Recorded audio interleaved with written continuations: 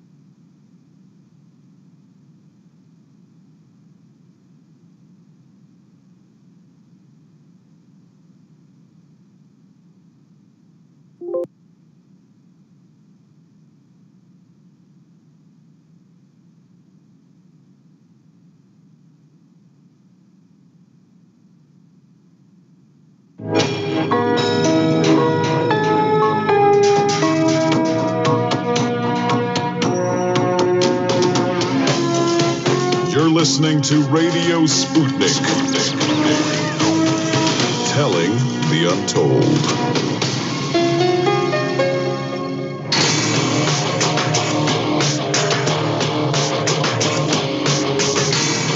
Fault lines. Live from across the divided states of America, it is time now for another week of the most disruptive show covering American politics, news, events, and more. In the independent corner, I am your political analyst, Shane Stranahan. And in the left corner, I am the indefatigable, a burning ember in the darkness, your political analyst, Jamarl Thomas. And together we are Fault Lines with Thomas and Stranahan. All right, going into the headlines this morning, first up in COVID news, at least 1,815 new coronavirus deaths and 129,527 new cases were reported in the United States yesterday, January 24th. Over the past week, there has been an average of 170,559 cases per day, a decrease of 33% from the average 2 weeks earlier. And as of this morning, more than 25,177,500 people in the U.S. have been infected with the coronavirus, and at least 419,207 have died from it. Mexican President Andrés Manuel López Obrador has tested positive for COVID-19, an announcement that comes as his country registers its highest levels of infections and deaths to date. New Zealand's first case of coronavirus in the community for more than 2 months has been identified as the more contagious South African variant, prompting Australia to suspend quarantine-free travel from the neighboring country for at least 72 hours. President Joe Biden plans to sign restrictions Monday on travel to the United States to mitigate COVID-19 transmission. The ban would prevent most non-U.S. citizens from entry if they have recently been in South Africa, where a new strain of COVID-19 has been identified. Biden is also expected to reinstate border restrictions that were in effect much of the past year, but were rescinded by President Donald Trump days before his term ended. The limits would affect non-U.S. citizens traveling from the United Kingdom, Ireland, and much of Europe in what is known as the Schengen countries, which share a common visa process. Travelers from Brazil would also be affected. A bipartisan group of senators is pushing the White House for more details on its $1.9 trillion rescue plan, with some suggesting to administration officials yesterday that President Biden needs to provide more information on how much money would be spent and consider dividing up his ambitious legislation into smaller proposals. Google is set to provide company-owned properties as vaccination sites across the United States. The enterprise is striving to assist in vaccination efforts, and for this purpose will funnel $150 million to promote vaccine education and the equitable distribution of immunizers. Big names such as Walmart, Starbucks, and Amazon, among others, have stated their interest in assisting the government with their vaccination efforts by providing their expertise and facilities. UK Prime Minister Boris Johnson and Secretary of State for Education Gavin Williamson are said to be under increased pressure to reopen schools after half-term in February, as a growing revolt is gathering momentum against plans to leave parents and pupils facing more months of remote learning. Gavin Williamson is said to be gearing up to announce the plans to delay bringing school children back to the classrooms, with many teachers suggesting the delay might last until as late as April or May, although I doubt the teachers will be complaining too heavily about that. The head of the Welsh Conservative Party has stepped down after he was spotted boozing in the Welsh Parliament days after an alcohol ban in pubs came into law. Paul Davies said that the controversy hanging over him during the past month had become a distraction, so he's resigning with immediate effect, despite party colleagues urging him to remain. The Tory leader said he was, quote-unquote, truly sorry for his actions on the 8th of December when he was caught drinking with a group of politicians. The following day, he's reported to have drunk alcohol again. California Governor Gavin Newsom is expected to make an announcement on Monday lifting his state's COVID-19 stay-at-home orders, which would allow for restaurants to reopen for outdoor dining. In national political news, in the states, Sarah Huckabee Sanders is running for governor of Arkansas in the 2022 election. According to reports, she will make the announcement today. The Senate impeachment trial of former President Donald Trump is expected to start on the week of February 8th. Federal law enforcement officials have decided to curb potential security issues as a result of the impeachment trials by keeping 7,000 National Guard troops in D.C. to provide riot protection up to the beginning of February. That number will decline to 5,000 by the time Trump's impeachment trial starts. That's 2 weeks away from today. The New York Times reported over the weekend that Pennsylvania Republican Representative Scott Perry helped former President Donald Trump plot to oust acting Attorney General Jeffrey Rosen so he could place a loyalist who would help him to overturn the election. Perry introduced Trump to Jeffrey Clark, the Justice Department lawyer who is working with the ex-president to find ways to stir up doubts about the election results. Rosen had not cooperated with Trump's alleged plan, prompting him to consider replacing him with Clark. Trump reportedly only backed down from his plan to fire Rosen after top leaders at the department threatened to resign over that decision. The former president was worried that news of several Justice Department leaders resigning all at once would take the spotlight away from his voter fraud claims and, instead make them about him, pressuring the Justice Department to support his claims of voter fraud anyway. The Russian embassy in the U.S. has expressed condolences after this weekend Larry King passed, iconic U.S. talk show personality. He died Saturday morning at the age of 87 in Los Angeles. Larry King, by the way, had interviewed Russian President Vladimir Putin several times, sort of making an interesting transition for a man who was once a mainstay and still is, of course, in many ways. He's recently passed. Of American TV. Anyway, in international political news, Portugal's incumbent president has won a second and final 5-year term. 72-year-old leader of the Social Democratic Party, President Marcelo Rebelo de Sousa, won 61% of the vote yesterday as 60% of voters abstained. Brazil's indigenous leaders have called on the International Criminal Court to investigate the Brazilian president Jair Bolsonaro for alleged environmental violations that involve crimes against humanity. Since the election of President Jair Bolsonaro in 2019, Brazil has seen a spike in the destruction of its rainforests and traditional indigenous territory. The Brazilian leader has since had multiple charges of human rights violations leveled against him. Upon being charged, the next step is a preliminary analysis by the Office of the Prosecutor in order to determine if the file against Bolsonaro will lead to an investigation. This marks the 5th indictment against Bolsonaro at the Netherlands-based criminal court. Among the other charges against Bolsonaro at the ICC, 3 related to his government's response to the coronavirus pandemic, and the 4th is over the rights of indigenous populations in Brazil. Officials in the Netherlands used water cannons and tear gas to clear demonstrators in Eindhoven and gathered in defiance of a new 9 p.m. curfew. Some protesters threw fireworks, looted supermarkets, and smashed shop windows. There were smaller demonstrations in the capital, Amsterdam. More than 100 people have been arrested. In Uganda, the High Court has lifted the house arrest of opposition leader Bobi Wine after security forces surrounded the presidential candidate's home for 10 days. The Ugandan court has ordered security forces to cease surrounding that home, whose house arrest has drawn international pressure.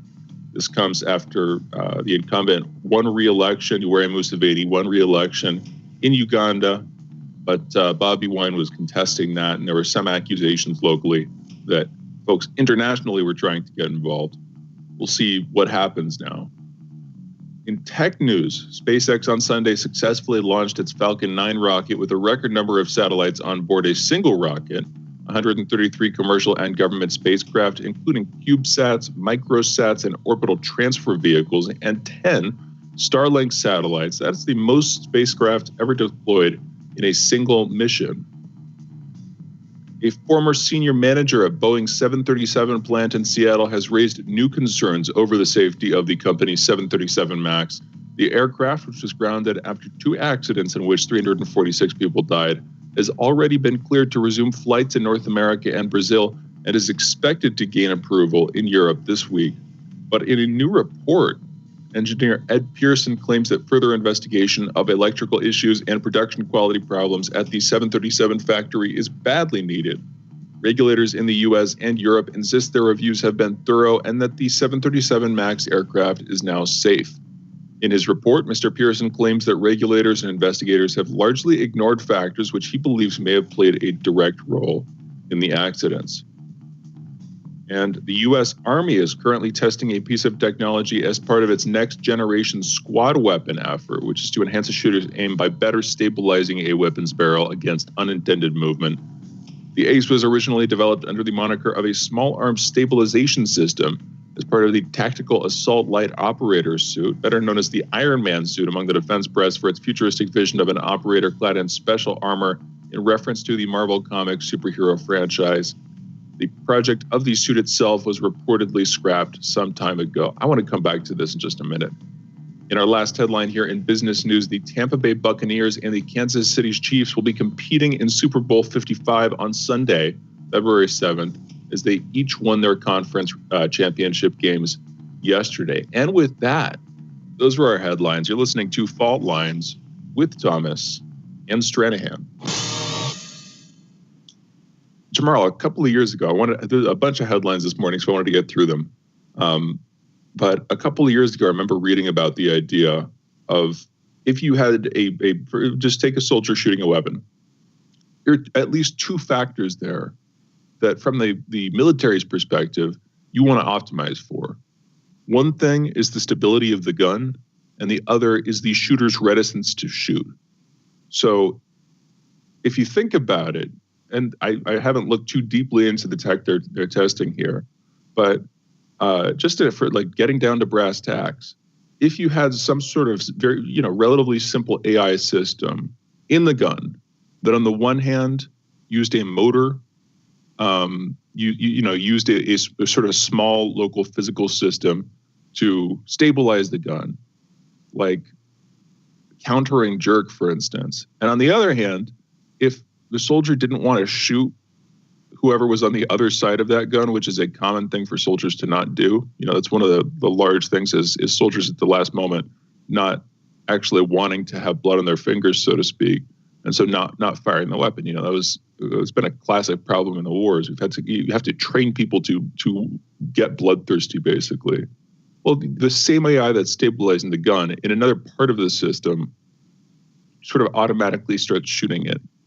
And I'd heard about this, and at the time it was just sci-fi, but we're talking about like half of that right here, where again, the U.S. Army is testing out this thing which would better stabilize the weapons barrel. Now, there are larger questions I think we might want to start asking ourselves, like how much money are we spending on this, and how much money are we in parallel spending on like improving the quality of people's lives around the world, or lengthening their lifespans, or giving them cheap or free access to medical care when they really need it, that kind of thing.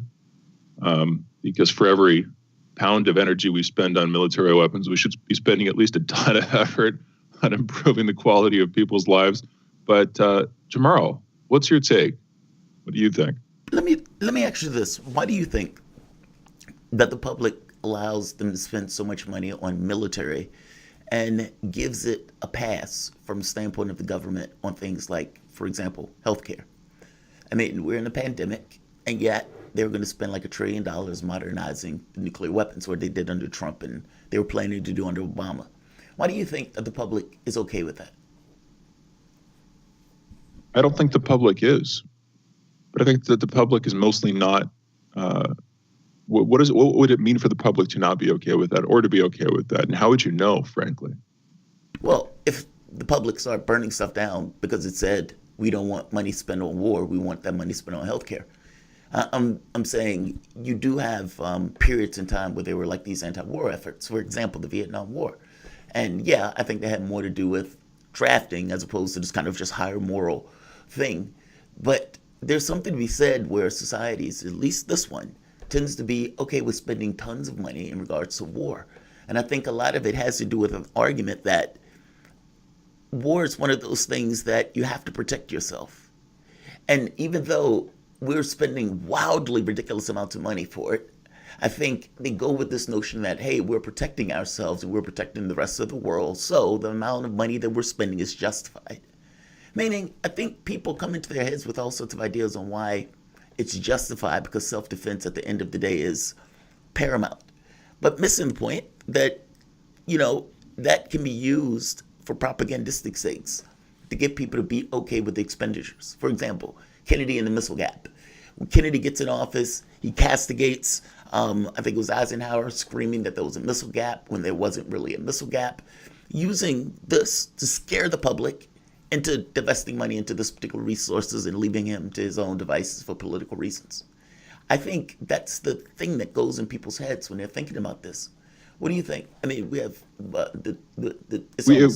we should. Yeah. I'll take us very briefly into a break after I say this. I think that there's definitely an element to that, and I know people who, of course, have made that argument. The thing is, we spend a lot of money, and a lot of the money that we spend on the military, military-industrial complex as a whole, is wasted. And once you get into that conversation, there aren't that many people willing to defend it. So when it comes to the sort of last round of defenses, I think it's when you're about to be up against the wall, or when you're already up against the wall, that you start to think seriously about voicing your opinions on things. So whether it was like you were talking about the Vietnam War with the complaints about the draft, where you were literally about to get sent out and could die overseas fighting what you very quickly came to see as an unjust war, or if it were the protests this summer that we're talking about, where, again, people were worried about dying. I mean, one of the interesting things about the protests this summer was a lot of the protesters were white and were sort of standing in solidarity with black protesters who had, started the protests, worried about being shot, by cops, partly because they were black. So that was an interesting thing. That sort of that cuts against the grain of my argument, but I think it still holds. I think that a lot of people are sentimentally against war, and specifically our sort of war overreach. But, they're not up against the wall for it. They're not going to get sent out. And their concerns are more parochial. Anyway, we need to go into a break. You guys are listening to Fault Lines with Thomas and Stranahan. We will be back in just a minute with the Fault Lines soapbox segment and Jamarl Thomas's monologue. Be right back.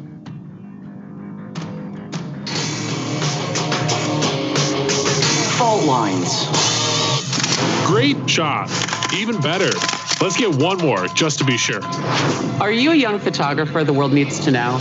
Bring your images to more eyes through the Andre Stenin contest. Open to both artists and photojournalists, there are dozens of categories to enter and compete for a share of serious prize money. And, more importantly, international recognition of your work.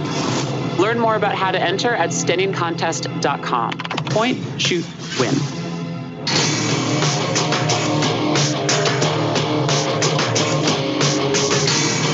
Fault Lines. Welcome back to Fault Lines on Radio Sputnik. My name is Jamarl Thomas. I'm joined by my co-host Shane Stranahan, coming to you live out of our station in Washington, D.C. If you guys live in the area, you can catch us on radio at 105.5 FM and 1390 AM. We're also in Kansas City at 102.9 FM and 104.7 FM. If you guys are digging what Shane and I are putting down, whatever platform you're consuming this content on, give us a like and share that audio or video. If you want to join in on the conversation, you can send us a chat, a tweet, and of course, you can reach us by phone at 202-521-1320. That is 202-521-1320. We've been talking a lot about the election and the putsch attempt by Donald Trump. Now, let's leave off for the moment the people who basically rushed the Capitol. And let's even leave for the moment on whether or not there was an insurrection or not. Let's go to this moment for the moment of what was taking place in the last few, let's say, weeks in the White House, where they say some of the reports that came out over the weekend were phenomenal. Basically, Donald Trump basically being a ghost in the White House, angry, rageful, and yet not able to express that rage on Twitter, but only can express it to people that were basically around him. It also goes into the last attempt that Donald Trump went with in order to try to basically steal the election. Meaning, what we were seeing with the complete attempts, the lobbying attempts at Mike Pence was just one element of basically multiple plans of trying to delegitimize the election, one, but also get Trump and overthrow the U.S. government, with Trump being installed as president or as God King. Because at that point, it's not really president anymore. The president has to do with America, and America no longer existed because the election at that point had been overturned. There was a coup attempt. That was basically the undermining and the destruction of everything that is, or for all of its vagaries, this imperfect union of sorts. Two good reports, one from the New York Times, one from Politico. But I want to go into the one from the New York Times for a moment, because this one is mind-blowing. The scheme that these guys were going through in order to try to basically keep Trump in, it got more and more extreme.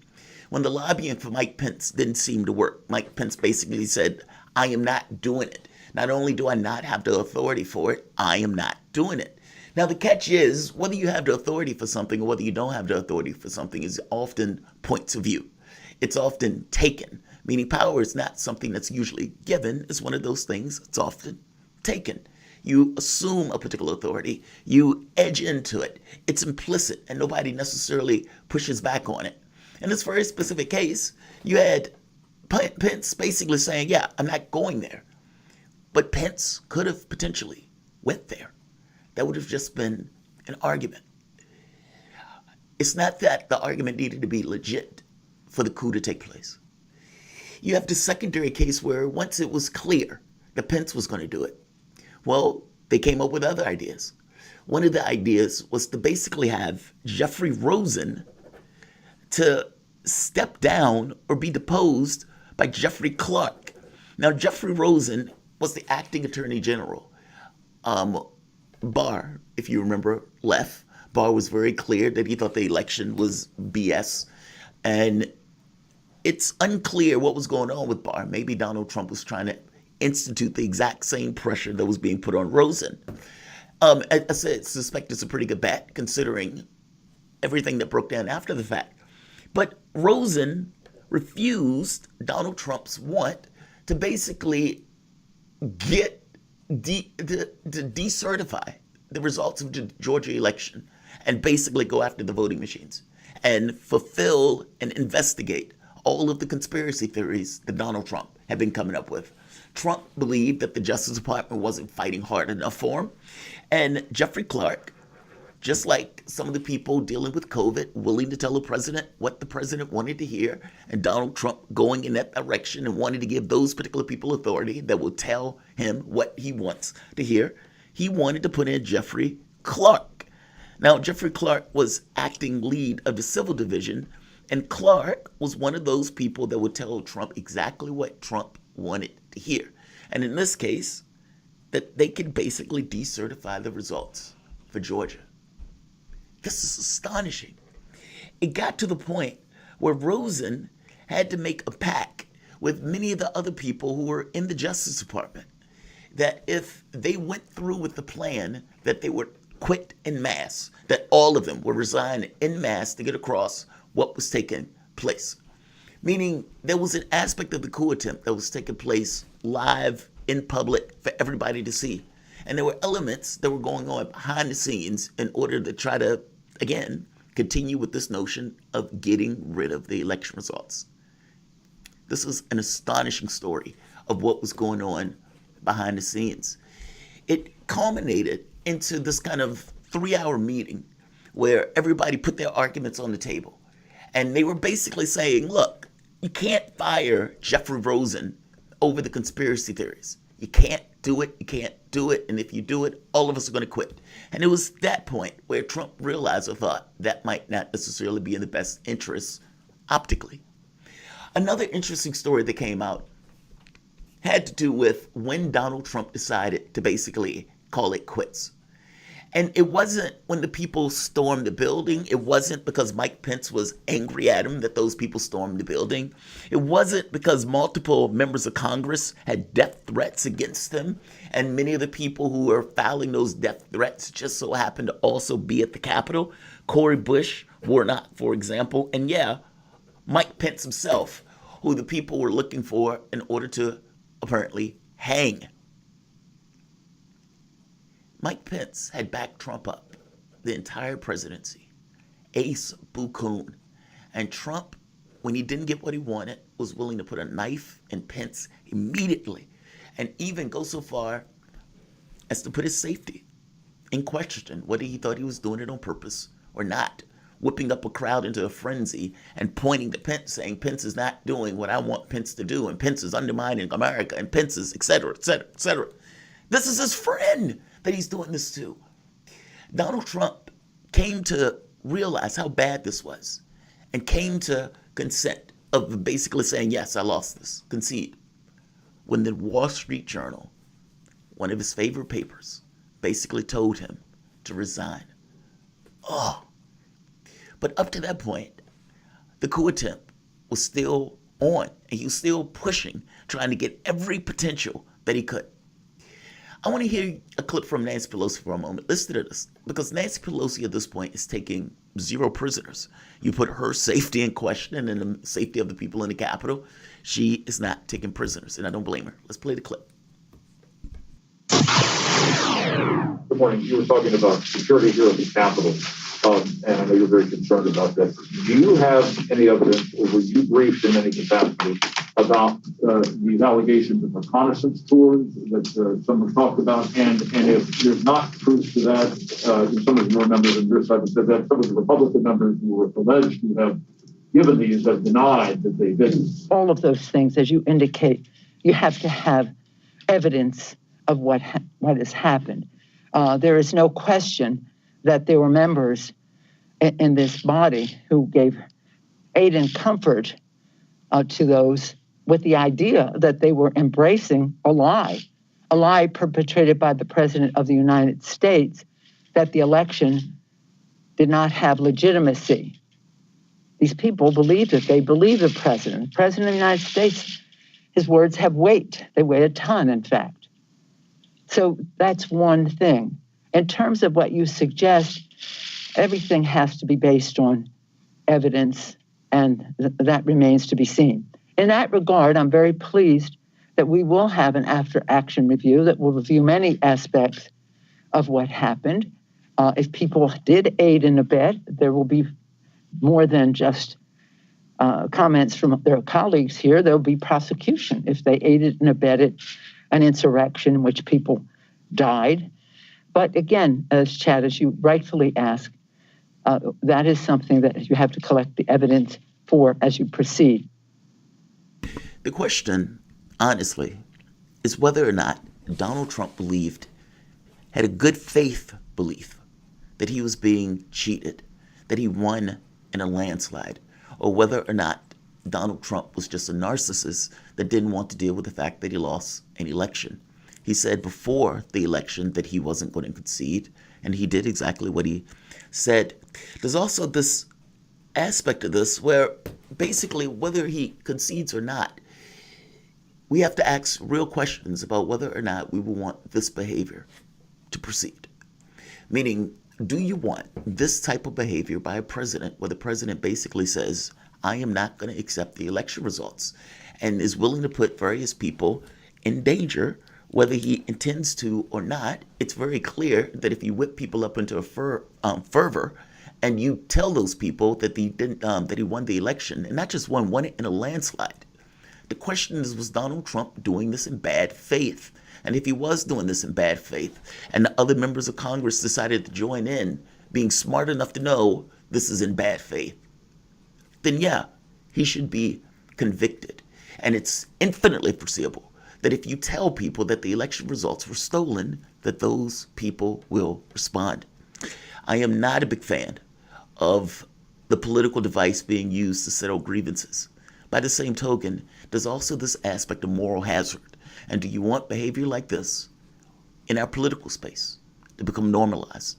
And on some level, it has been, which is why I am on board for this impeachment. Shane, we don't have a huge amount of time. The headlines went long.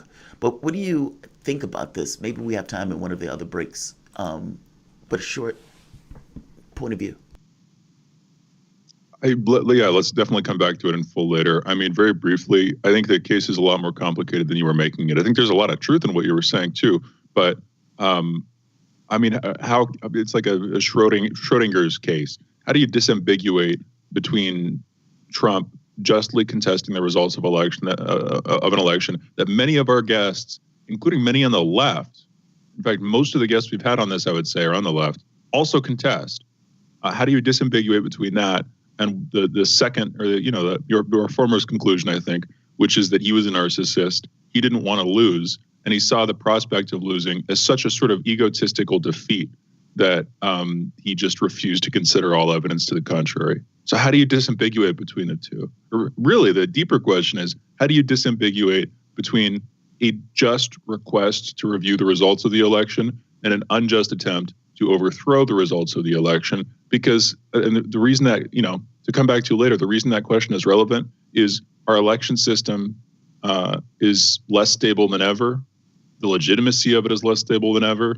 And for future election cycles, if you can't disambiguate between the two, then we're going to be in this constant situation of being on tenterhooks, wondering whether the leader has a right to contest what's going down, or the contender, the opposition, whether they have a right to contest what happened, which many will view as suspicion, or whether that's automatically viewed as simply an attempt at a coup. So we got to come back to that when we have more time. You're listening to Fault Lines with Thomas and Stranahan. Be right back on the other side of this break.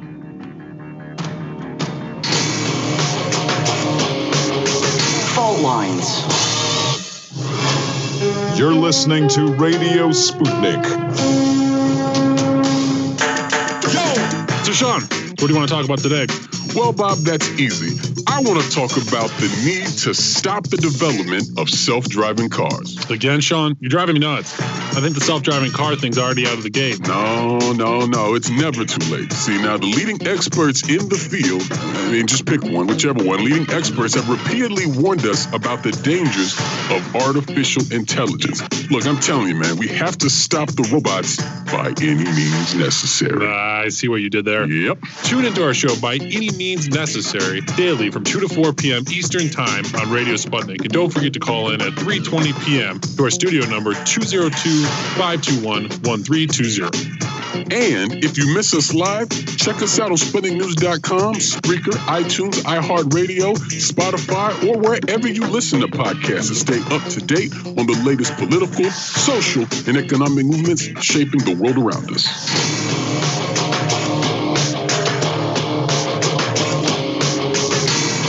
Fault Lines.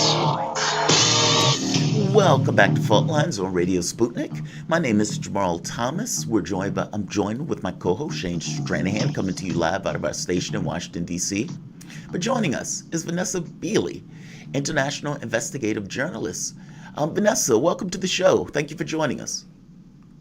Hi, guys. Thanks for having me back on. Absolutely. So it's been, maybe a week? And Joe Biden has put his murder face on and has basically gotten back to business as usual, putting troops in the Middle East. It didn't take long at all. Now, I know a lot of people would make an argument that Donald Trump is worse. And honestly, I think what they're attesting or what they're talking about is basically worse for them, worse for their policy, meaning the issues that he's going to do domestically. They don't take into account the number of people that die as a result of Democratic administrations and Republican administrations basically invading countries as a norm. Meaning, if Bush gets 1 million people killed, Obama comes behind him, gets 500,000 people killed in Syria. That doesn't include Libya. And Trump comes in, increases the rate of drones, but is hesitant towards war, even though he has horrific domestic policy. It seems that people ignore the domestic or ignore the foreign policy for their own domestic policy. So what do you think about what I just said there from the standpoint of foreign policy in regards to the political leaders, especially in regards to Donald Trump and his, let's say, hesitancy towards war, even though he had a penchant for brinksmanship? It seems like it's not brinksmanship. Biden is just going to get back to normal. How do you see it, and how do the people in the Middle East see it?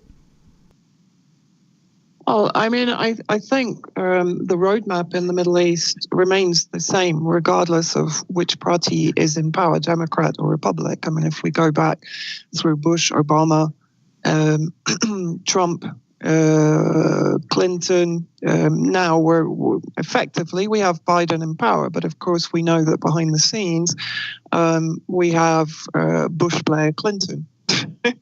As demonstrated by the endorsement of Biden himself, and of course, as demonstrated by the administration. We are effectively digging up the war relics and bringing them back into power. We have Samantha Power back in heading up USAID, the CIA outreach agency, and now has a seat on the National Security Council. So she'll be running alongside Jake Sullivan, and of course, William Burns brought in as CIA director, all of whom have a vested interest in maintaining the aggression against Syria and against, by default, Iran. But if we look at what's been happening recently, of course, and I'd like to take you back to 2018 when Trump intimated that he wanted to withdraw from Syria.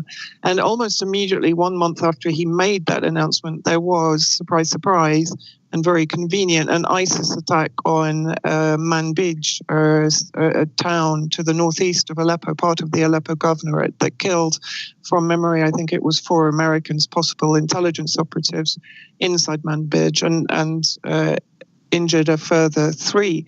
Now, of course, that put the kibosh on Trump's potential plans to withdraw from Syria. And now we're seeing exactly the same thing as Biden comes into power. Of course, we have the ISIS attack in Baghdad, followed by a series of ISIS attacks from New Year through to yesterday, when ISIS, of course, when I'm talking about ISIS, I consider them to be another proxy of the US inside Syria and in the region. And that has been proven by various documents, by the fact that arms that were being funneled to the so-called moderates were strangely enough and ending up in the hands of both ISIS and Al-Qaeda affiliates. Yesterday, there was an ISIS attack on another Syrian Arab army convoy heading towards Deir ez-Zor. 3 soldiers were killed, as far as we know so far, and another 10 were injured. The Syrian Arab army brought in air cover to allow the convoy to arrive safely at Deir ez-Zor. But we know that the troop buildup, which has been, let's say, justified by these recent ISIS attacks, are happening under the Biden administration, as are, of course, the increase that we saw almost immediately, I think, within 24 hours of the Biden inauguration. Israel attacked multiple targets inside Syria, one of which was a residential area to the west of Hama, to the northwest of Damascus, where they killed a family of 4.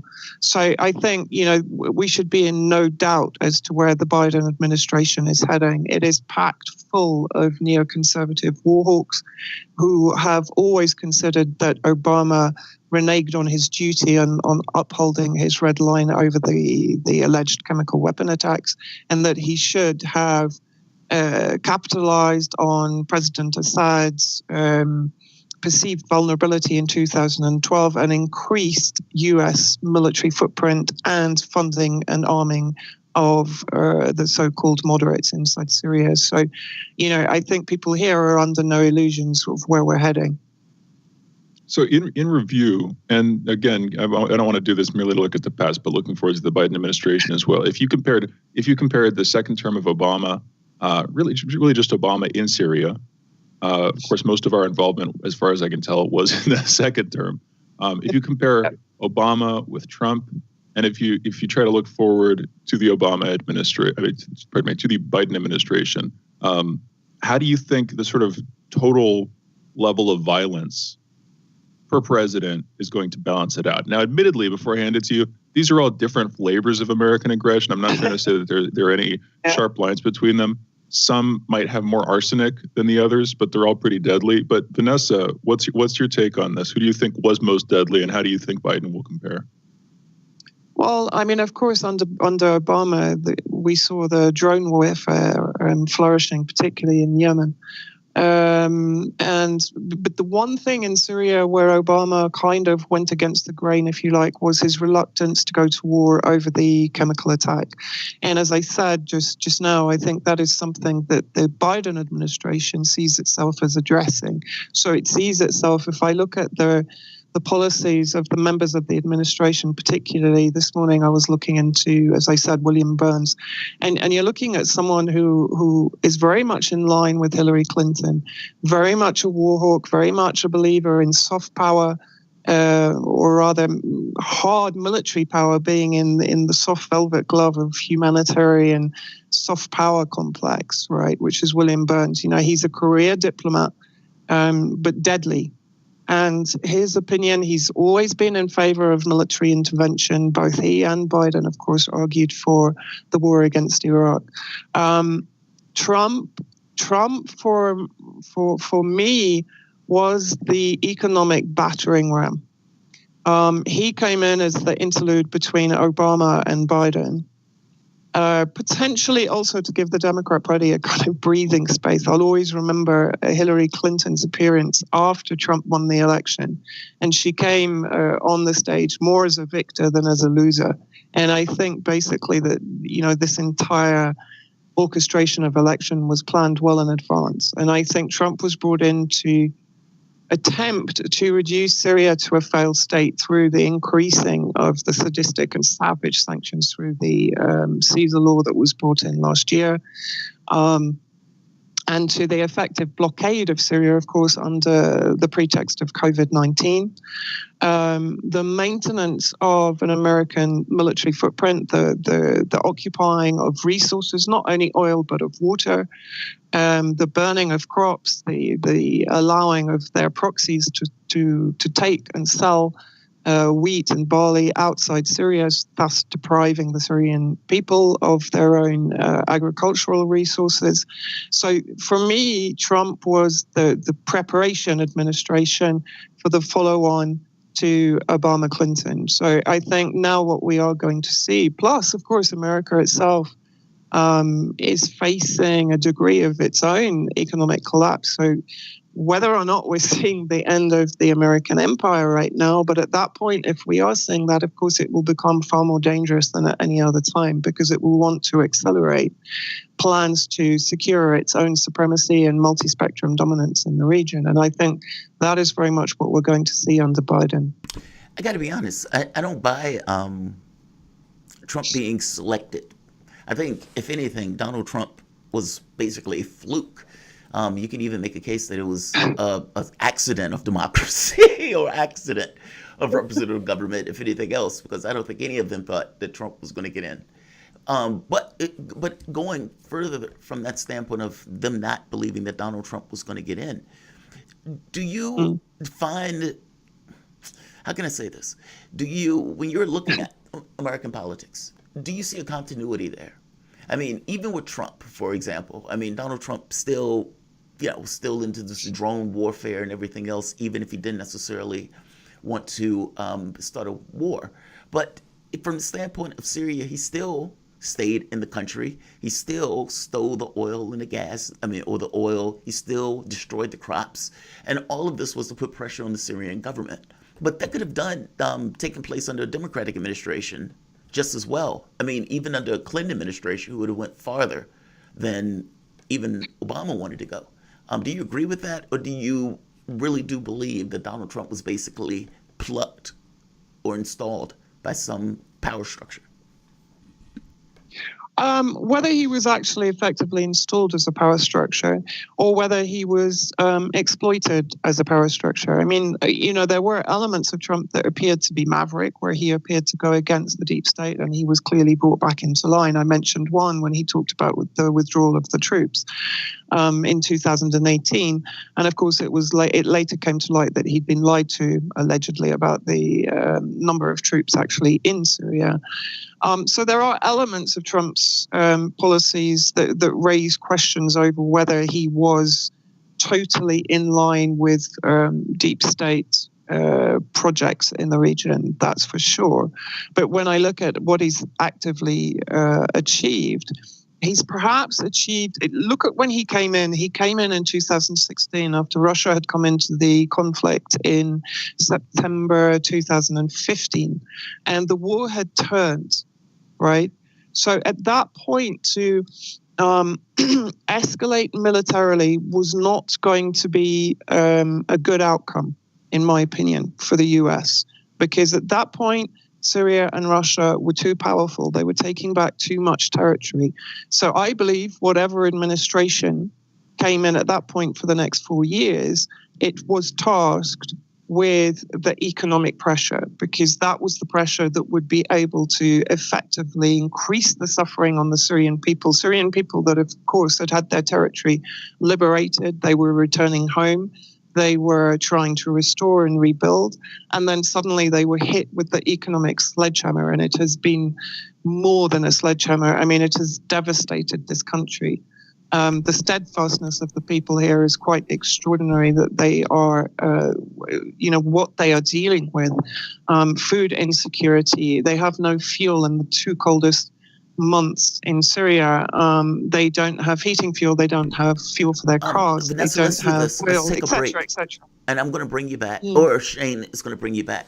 But I do want you to respond to this. Biden, if I remember correctly, is putting in some kind of committee to oversee sanctions or to question whether or not sanctions should continue, I believe, on Syria dealing with the COVID crisis. At some point, I want to get to that. But the voice you guys have been listening to is Vanessa Beeley, international investigative journalist. You guys are listening to Fault Lines with Thomas and Stranahan. We will be back in a moment.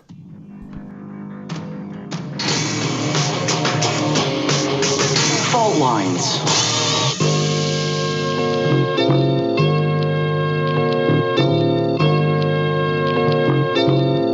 What's the most important hour of the day? It's the Critical Hour with Dr. Wilmer Leon. On this show, we don't just deliver the latest headlines. We divide the real from the fake. Tune in to hear from some of the most brilliant political minds of today. Get in-depth news and analysis that goes beyond the surface and digs straight into the details. Set your clock to the Critical Hour for a news perspective unlike any of those other guys. Tune in to the Critical Hour with Dr. Wilmer Leon, weekdays 6 to 7 p.m. Eastern, and catch us on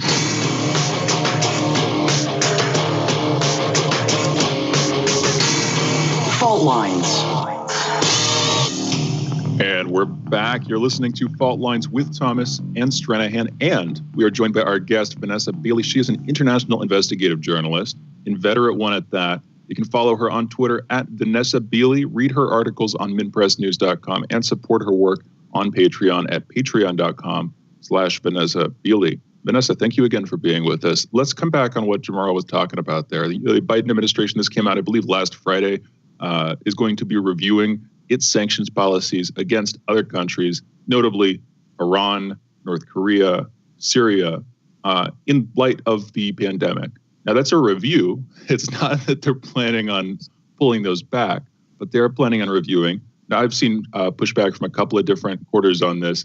Newsweek, for instance, the headline, Joe Biden's sanctions review could hand Iran COVID relief ahead of nuclear talks. So that's them sort of, priming the perspective there, making it about, of course, a potential return to some sort of armistice, a nuclear armistice when it comes to the JCPOA. Anyway, how do you think that's going to go? Very simply. Well, I think in Syria, actually, I've just written about this today for RT. I think I'll go back to the fact that Samantha Power is now heading up USAID. And so she will be actively involved in, I think, suggesting that sanctions should only be lifted in areas that are not controlled by the Syrian government. If I have to predict anything, that is where it's heading. So that, of course, means an increase in what is euphemistically called aid into the largest Al-Qaeda haven since 9/11, which is Idlib, and potentially, of course, to proxies still operating in other areas of Syria, in the northeast, for example, and in the area around the US illegal base in Al-Tanaf on the Jordan-Iraqi border, which has, let's not forget, a 55-kilometer exclusion zone around it, in which military exercises are being conducted with various Isis and Al-Qaeda affiliated groups, using weaponry such as the US HIMARS system, which are high mobility artillery systems that have a maximum range of 300 kilometers. So they can target Syrian Arab Army bases from that area.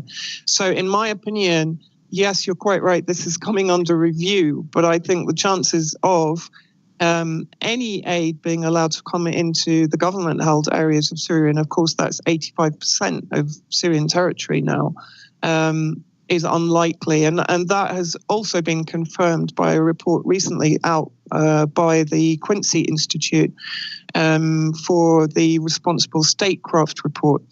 And in that, if you read between the lines, the very sort of honeyed lexicon that they used, it's fundamentally intending for the Biden administration to put pressure on the Syrian government to effectively surrender in order to lift the famine conditions, the suffering of the Syrian people. I recommend everybody reading that report and to read between those lines. As I said, there will be an article coming out by myself at RT later today. But I think it's very clear that any lifting of the sanctions will only be in areas that benefit the US administration and that will potentially increase the pressure on the Syrian government to succumb to the demands from the Biden administration, which include decentralization, which is effectively partitioning, which of course was the kind of plan B under the Obama administration. It was John Kerry that floated that idea when militarily the US proxies that were armed and financed under the CIA Timber Sycamore operations were failing to achieve regime change. So I think, let's not be under any illusions that the sanctions on the actual Syrian people living under Syrian government control are going to be lifted. I don't believe they are. And if this came under proper moral scrutiny by the public, I think the vast majority of folks would be disgusted by the idea that we were using a disease, the threat of a disease, as a way to get what we want politically in another country. Anyway, that's sadly not going to happen. I don't mean to laugh, but the moral scrutiny is sadly not on its way. Well, and actually, that's an interesting point. Sorry, if you were going to come onto the white helmets at that point. Oh no! Well, no, we could. Here's the thing. I want to take a step back. We haven't talked about the white helmets in a while, but I wanted to ask you sort of more generally. There's this idea of the Hegelian dialectic that gets brought up, and it doesn't necessarily have to do with continental philosophy. When we talk about it in terms of geopolitics, you're talking basically about creating an opposition that you can then respond to. You're creating, in sort of abstract terms, an opponent, sort of an antithesis that you will then be able to respond to effectively. And it's a kind of controlled opposition. It's like a variant of that, maybe one might call it.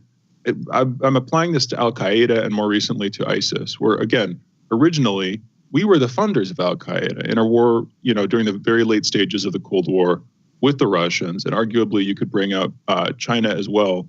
And then, of course, that came back to bite us very hard in the form of 9/11. Now, there are questions about 9/11, but changing from Al-Qaeda to ISIS, it seems like we have this tendency of creating opponents, vilifying them after we've, a good while after we've created them, and then using them as rallying points for our military to continue doing what it always does. Now, I see this. I'm sure, of course, you see this.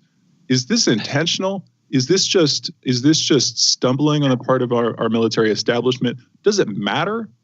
But I'd like to hear your take between intentionality and this sort of malefic intentionality and this weird bungling back and forth in terms of what we're doing. How do you see that going, Vanessa? I think it's completely intentional. If you look at, and there are a number of reports covering this, the US has effectively been airlifting and transporting ISIS fighters out of Syria and into Iraq, where they're receiving further training and equipment before they're percolated back into Syria. And someone has suggested now, they will be brought in as a kind of super ISIS, having been given even more up-to-date, sophisticated equipment in order to be carrying out the attacks that we're now seeing on Syrian territory against Syrian Arab Army and civilian positions. And of course, I think I've mentioned before that the Rukban so-called refugee camp, which is just to the south of the El Tanif military base, is being used as a recruitment and training center for ISIS, Al-Qaeda type terrorist affiliated groups. Now, in my view, when you talk about intentionality, I think what people really need to understand that this is just a sort of a macabre branding exercise. I don't know if people remember back around 2014 that Obama tried to float the Khorasan brand. That was supposed to be the sort of even darker, even more savage ISIS operation. That quickly disappeared because it basically didn't get a very good run-in the marketing department. Now, the differences between ISIS and Al-Qaeda, in my opinion, and I've spent considerable time inside Syria talking to military sources, civilian sources, people on the ground, etc. There is very little difference between the two groups other than their funding streams, their method of fighting, but their ideology is pretty much the same. And therefore, in some instances, you will see them collaborating, as they do with all of the other splinter groups that are supplied by the US coalition and, of course, promoted by US-aligned Mockingbird media. So ideologically, there is very little difference between the two groups. It's just a case of who is being amplified to, as you quite rightly pointed out, to support one particular narrative. And as we're seeing right now, of course, ISIS attacks are on the increase. And of course, we will see that being used as a pretext for increasing the US military hardware and military footprint in northeast Syria to combat ISIS. Whereas in reality, of course, they are literally transporting them across border into Iraq and back again into Syria. So, you know, I think you have to say that this is intentional. I don't think this is some kind of bungling misattribution of nomenclature to armed groups inside Syria. No. Yeah, I agree with you. I agree with you. It was the Mujahideen that we were using. Brzezinski, I believe, was basically talking about how they were using the Mujahideen as a weapon against the U.S. to drag it into its own Vietnam. On top of that, there is a pattern with this. I mean, we tend to back fascists, and depending upon where those fascists are, they're going to look a little different, whether that's Ukraine, whether that's Bolivia, whether that's South America, or whether that's Syria and in the Middle East. We back fascist governments. I mean, there's certain bonuses.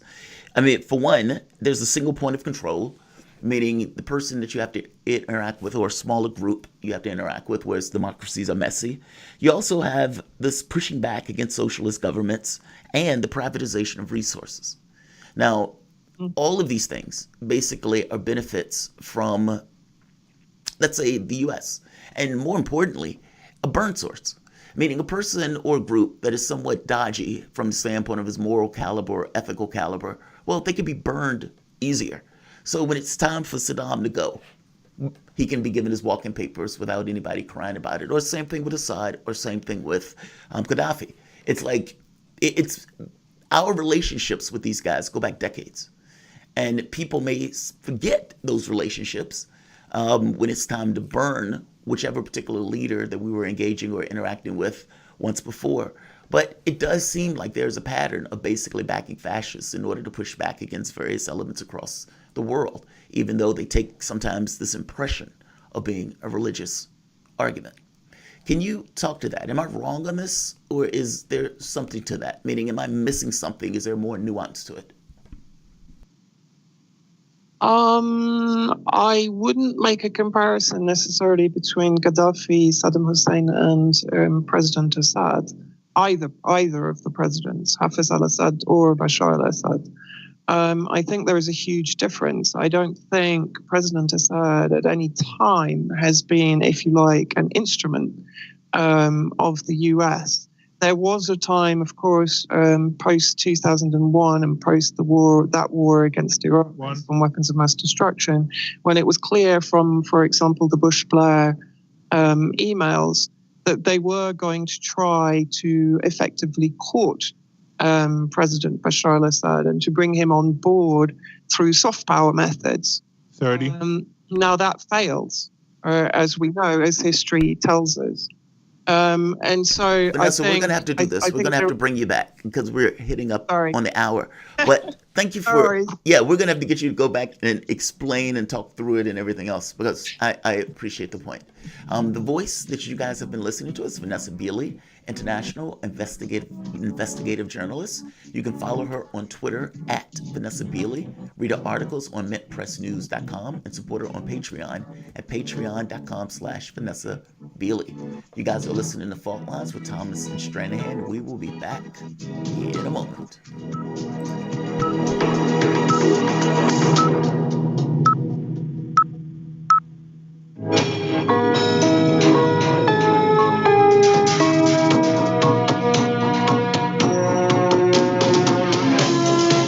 You're listening listening to Radio Sputnik.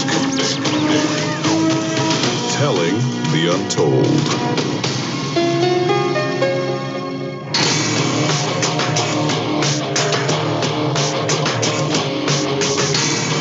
Fault lines.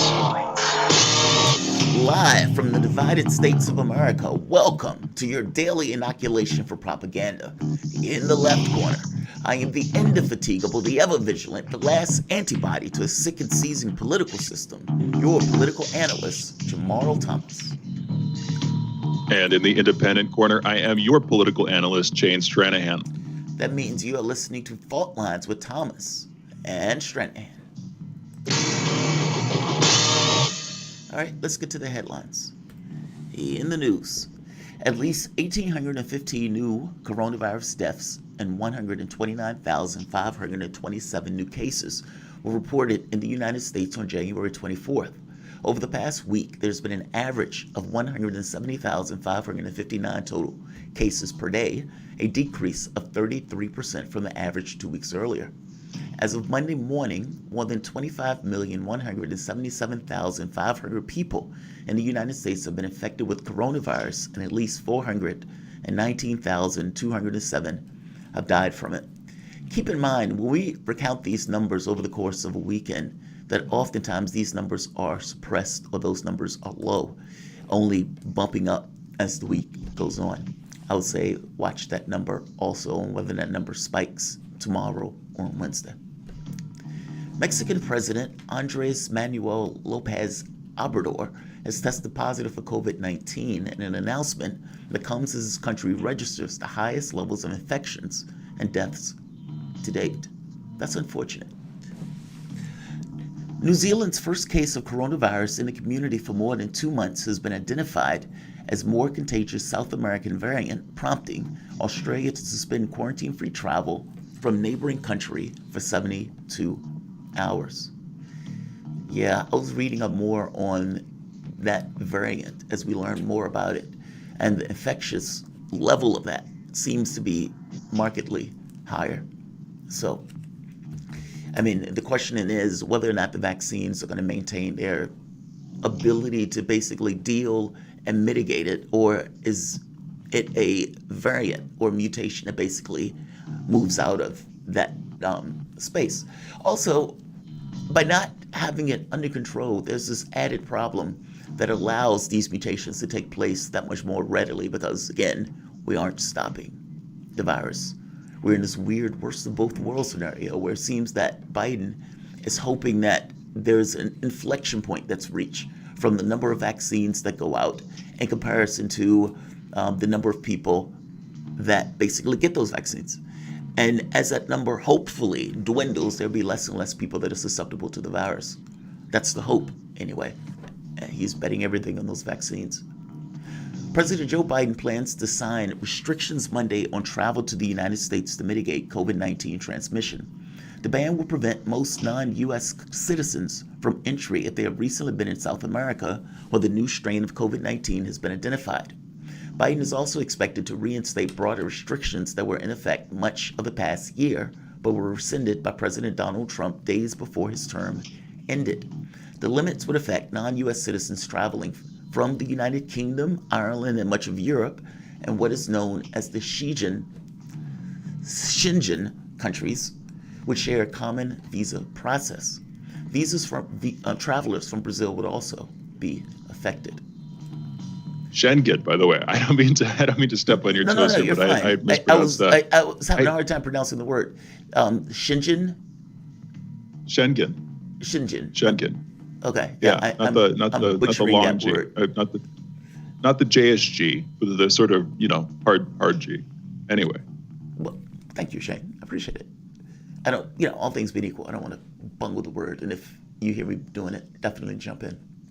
A bipartisan group of senators is pushing the White House for more details on his $1.9 trillion rescue plan, with some suggesting the administration officials yesterday that President Biden needs to provide more information on how money will be spent and consider dividing up his ambitious legislation into smaller proposals.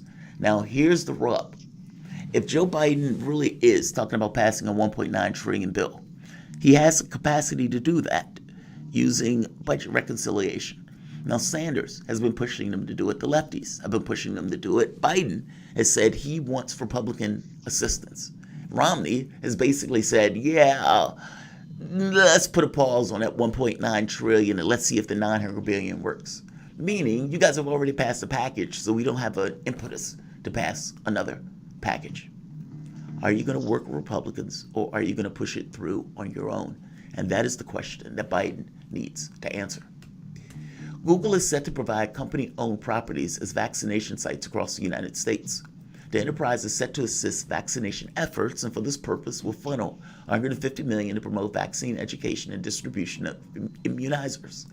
Big names such as Walmart, Starbucks, and Amazon, among others, have stated their interest in assisting the government with their vaccination efforts by providing their expertise and facilities. Good. UK Prime Minister Boris Johnson and Secretary of State for Education Gavin Williamson are said to be under increased pressure to open schools or reopen schools after half-term in February, as a growing revolt is gathering momentum against plans to leave parents and pupils facing months of remote learning.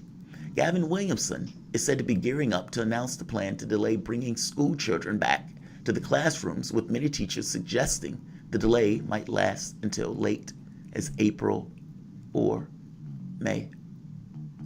Shane, we have a lot of headlines, as you know, but there is a Netflix horror movie, that has COVID going on for 4 years, and that the lockdown has been in place for 4 years, and basically watching society implode. We are seemingly in the worst of both worlds.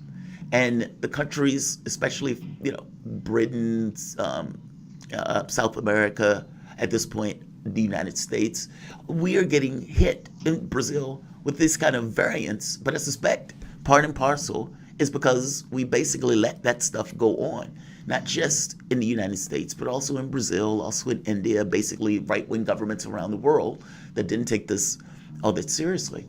This seems to be proliferating into mutations that could end up with bad outcomes. Like, it just feels like we're in the worst of both worlds. We've been doing the lockdown mostly, but the mostly doesn't seem to be adequate. So he's sending people back to work. Kids are trying to be sent back to school, and yet the virus, roughly 3,000 a day. What do you think? This doesn't seem to be.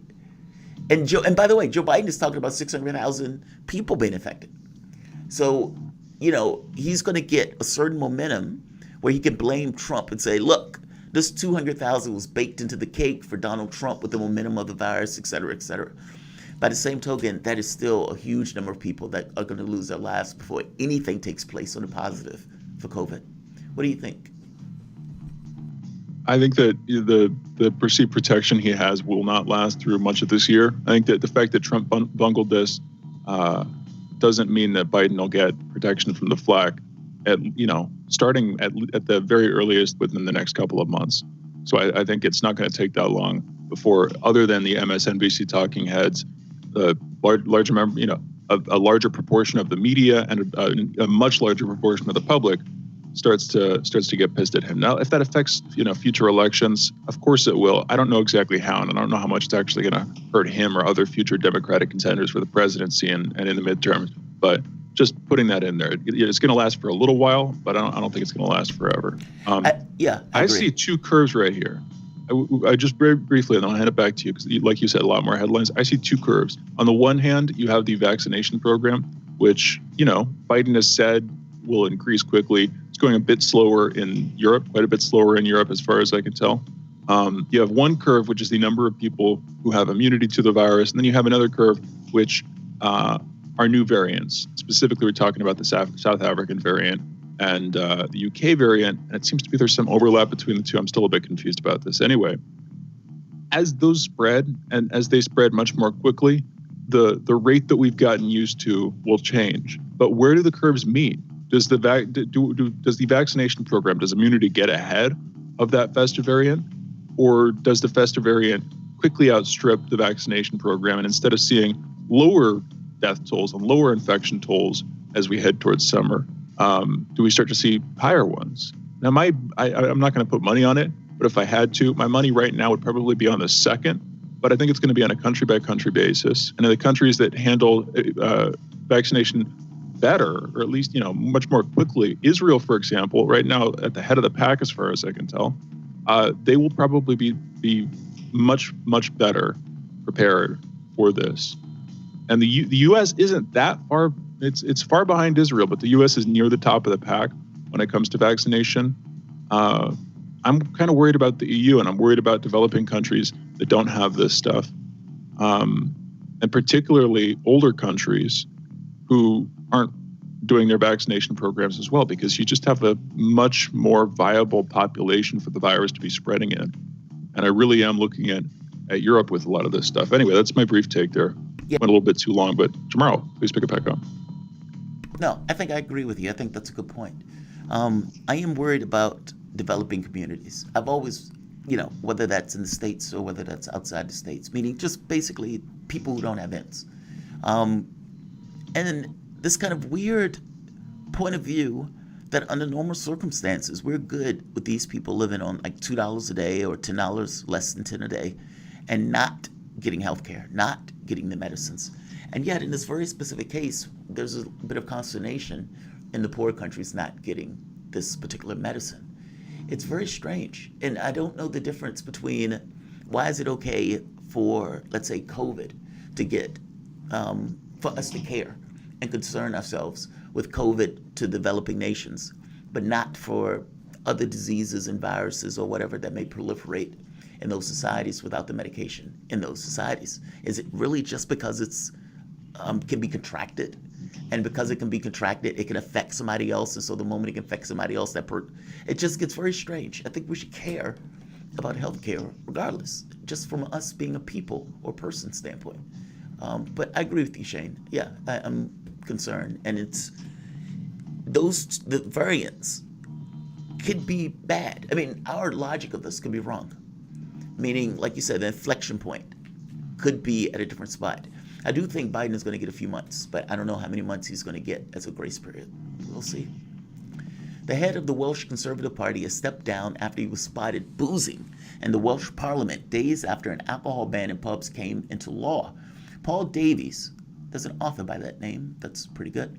Paul Davies said that the controversy hanging over him during the past month has become a distraction, so he's resigning with immediate effect, quote unquote, despite party colleagues urging him to remain. The Tory leader said he was, quote, truly sorry, unquote, for his actions on 8 December when he was caught drinking with a group of politicians. The following day, he reported to have drunk alcohol again. California Gavin Newsom is expected to make an announcement on Monday lifting the state's COVID-19 stay-at-home orders, which would allow for restaurants to reopen outdoor dining. Interesting. I didn't realize California had such control over it where it could do that. It could just be at a situation where the businesses were going to be destroyed, and between the two, you have no good outcomes. I'm not sure on that one. That's interesting, though. Sarah Huckabee Sanders is running for governor of Arkansas in 2022 election. According to the report, she will make an announcement today. The Senate impeachment trial of former President Donald Trump is expected to start on the week of February 8th. Federal law enforcement officials have decided to curb potential security issues as a result of the impeachment trials by keeping 7,000 National Guard troops in D.C. to provide riot protection up to the beginning of February. That number will decline to 5,000 by the time Trump's impeachment trial begins. Let's stop here. Those are your headlines. You're listening to Fault Lines with Thomas and Stranahan. So the impeachment thing is really interesting. A recent story came out talking about the guards, or the National Guard, the troops that were basically at the Capitol. And it was going into the number of troops that were diagnosed with COVID. Like, the number was extremely high. Because again, it's a situation that's basically ripe for spread. You put a huge number of people in a small confined space, and even, of course, if they're wearing a mask on 100% effective, you're talking about 30 to 75%, depending on the mask, how they're worn in the environment. And so you have a situation that's basically ripe for infections. But they're keeping the guards there, and apparently they will be there on February 8th when all of this takes place. You guys are listening to Fault Lines with Thomas and Stranahan. We will be back in a moment.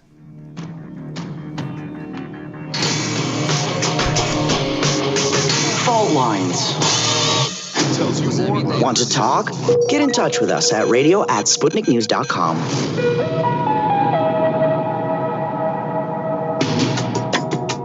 Epidemics and pandemics could kill millions of people, and they actually did.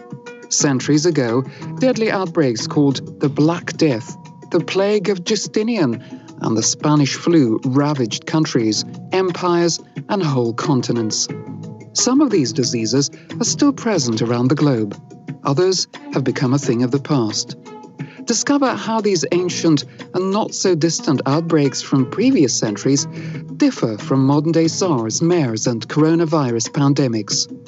Listen to our new series, Outbreak, the Deadliest Epidemics in Human History, this week on Radio Sputnik.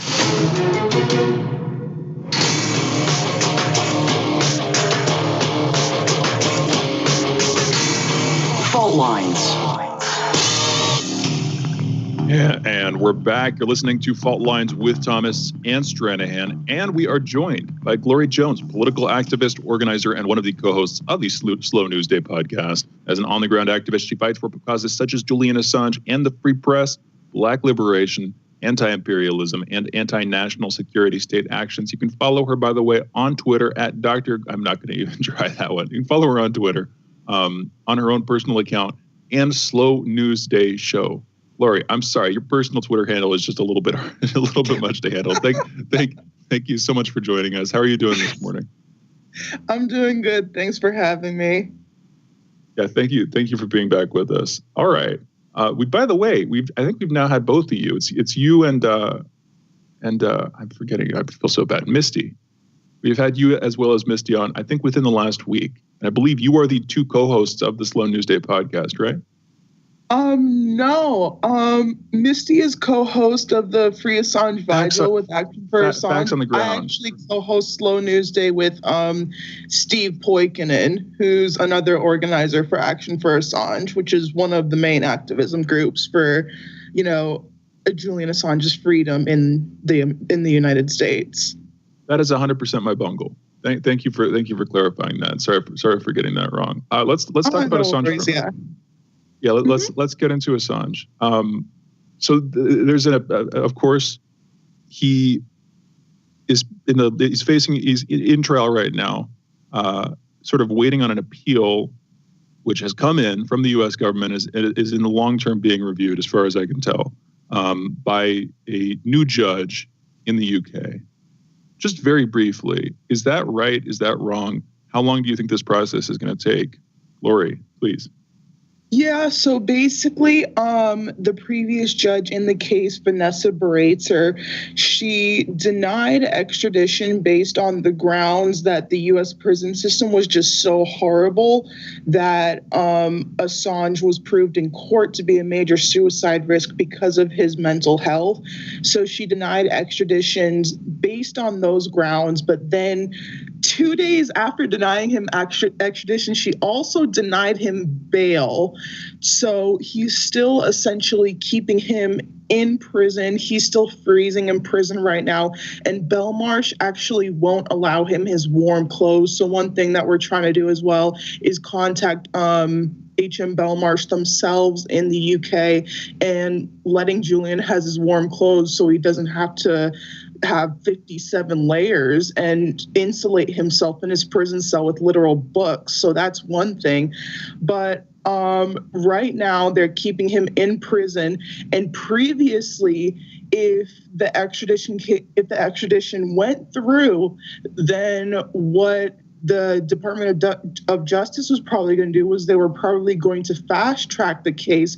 Because extradition was denied, then they've appealed that decision, and what they want to do is just drag their feet throughout the whole case in hopes that Julian essentially dies in the process before he has the chance to be released.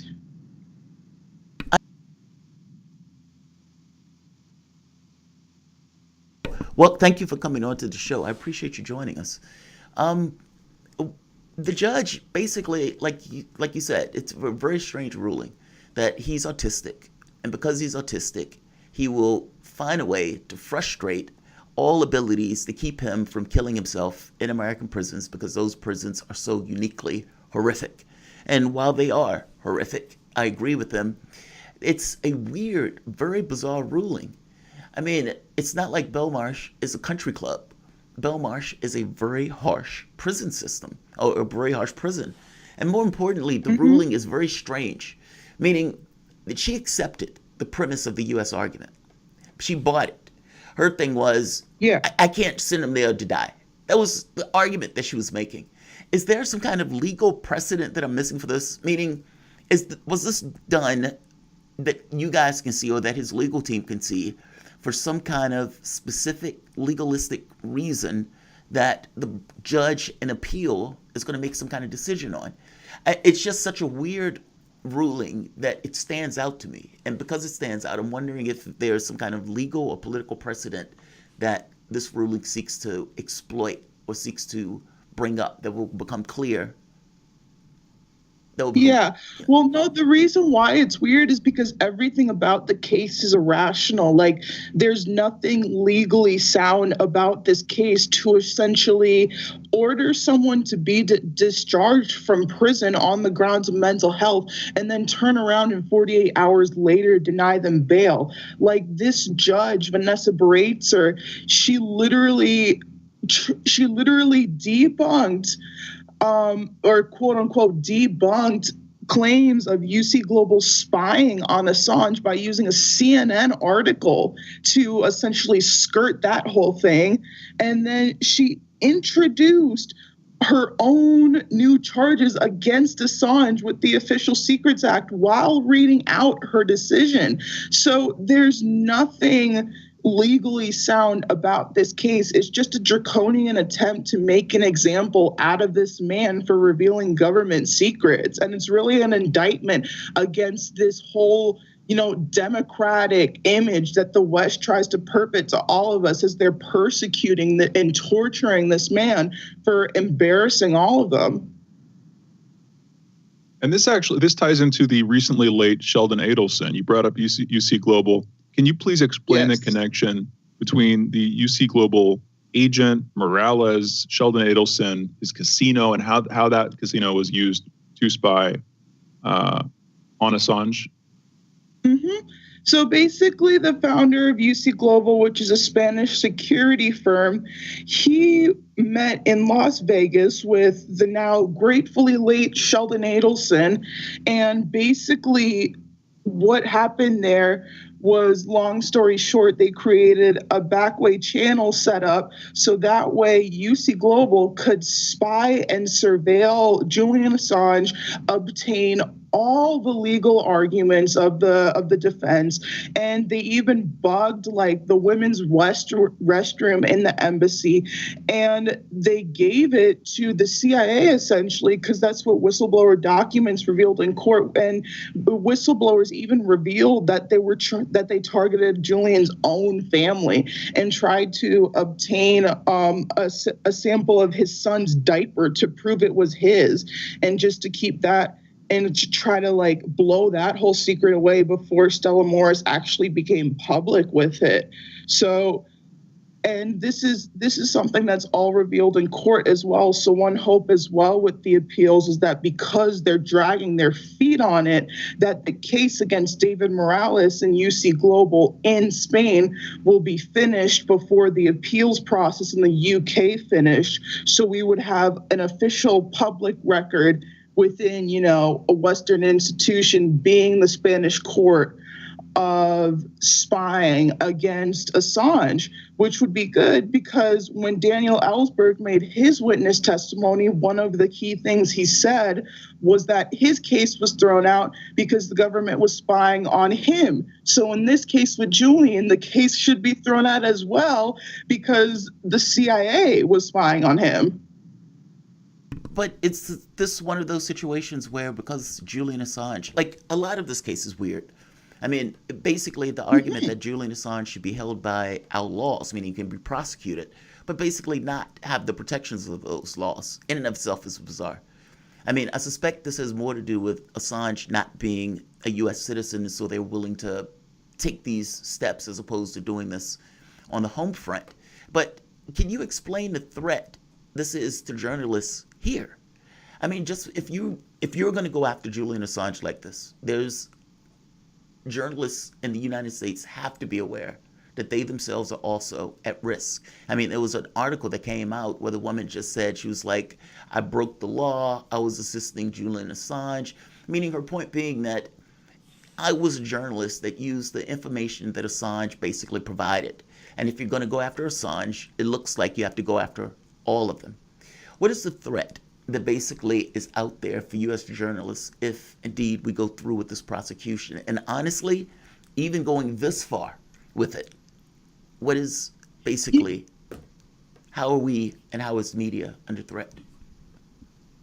Well, pretty much with all the charges brought forth, the espionage charges and the supposed computer hacking charges, what the U.S. government is attempting to do with that is they're attempting to criminalize the act of journalism, which is the ability to solicit, publish, and share information which may be dangerous to the establishment, regardless of whether it's true, regardless of the fact that it's completely true. So if this extradition goes through, then then not just journalism, but the act of it would be criminalized. So journalists who do this for a living would obviously be screwed, but it would also have incredibly negative effects on activism as a whole, because there are many, many causes which rely on being able to share, pretty perilous information to the establishment. So whatever your cause is, there's the call that we need to get behind this one, because otherwise, if we can't share and distribute information, then a lot of our national movements would be severely handicapped. So that's why we're just advocating for a massive public pressure campaign from all fronts, from people from every single issue, regardless of what your main issue is, to be able to pay attention and advocate for this case. So that, because in the end, it will help your cause. Because if this case goes through, then your ability to share information without being targeted by the government will be kneecapped. And we're already seeing the effects here. We saw the effects with the case of the Brazilian government against Greenwald, and we're seeing the effects here as attacks and arrests of journalists have gone up. There are many journalists on the ground being detained as we speak. So that's why we're trying to push and push and push for this.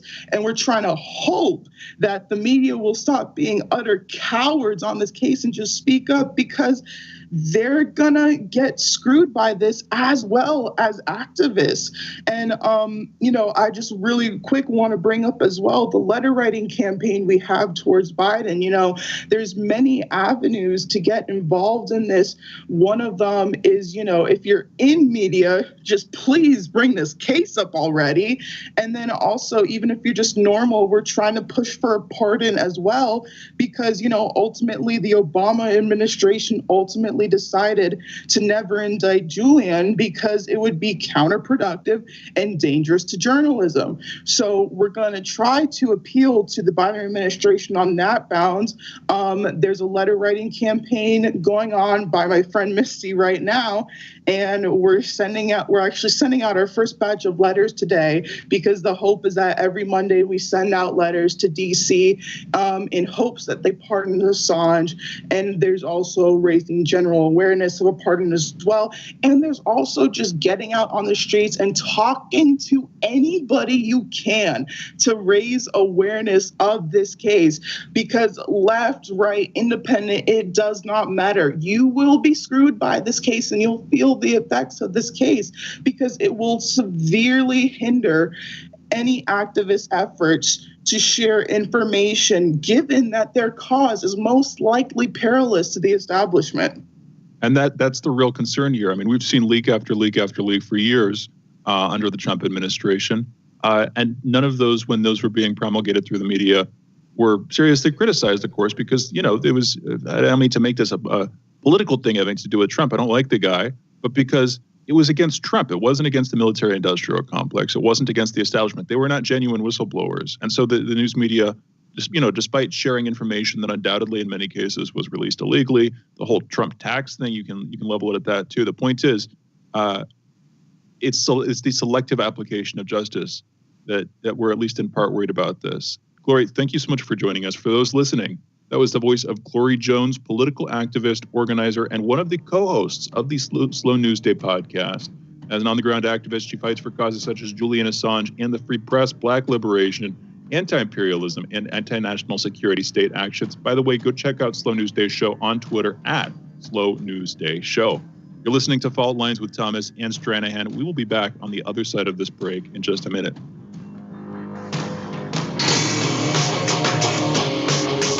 Fault lines. We are above all the latest developments, and we don't take any sides. Radio Sputnik, telling the untold. In a media landscape filled with so-called journalists acting as stenographers for their billionaire bosses, there is a desperate need for news, analysis, and perspectives that buck the status quo and get to the heart of how domestic and international events impact you and me, as well as showing how we can get involved in the struggle to change that status quo. Check out By Any Means Necessary on Radio Sputnik, Monday through Friday from 2 to 4 p.m. Eastern, to hear the stories and voices that mainstream media refuses to tell you. And join us as we connect the political, social, and economic movements shaping the world around us. That's By Any Means. I don't have Danny just yet. 2 to 4 p.m. Eastern. Margaret is on. Radio Sputnik.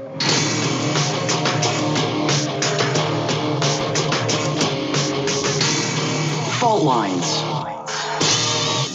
Welcome back to Fault Lines on Radio Sputnik. My name is Jamarl Thomas. I'm joined by my co-host Shane Stranahan, coming to you live out of our station in Washington, D.C. Joining us, frequent guest and friend of the show, Danny Haifong and Margaret Kimberly. Both have recently launched a podcast and are joining us today for the first time as co-hosts of Black Agenda Reports presents The Left Lens. So, joining us, Margaret Kimberly, senior columnist and editor for Black Agenda Report and author of Prejudicial, Black America and the Presidents, and Danny Haifong, contributor to Black Agenda Report and co-author of American Exceptionalism and American Innocence, A People's History of Fake News. Now, Danny is not here, but Margaret is here. So, Margaret, welcome to the show. Hi, how are you? I am doing fine. A little cooped up, but I am doing all right. So let me ask you this.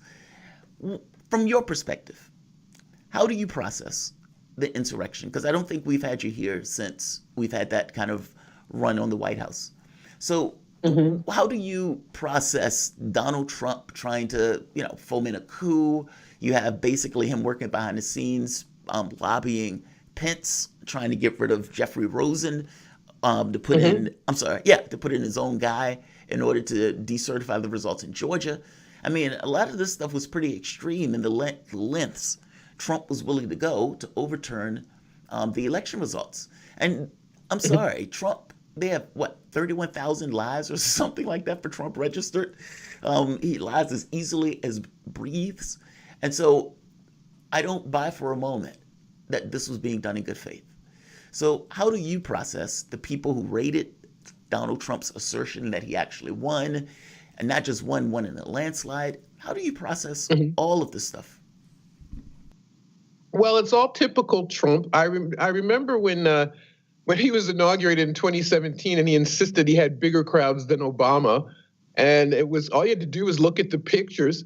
It's interesting his need to say things that are demonstrably untrue, that are easily provable.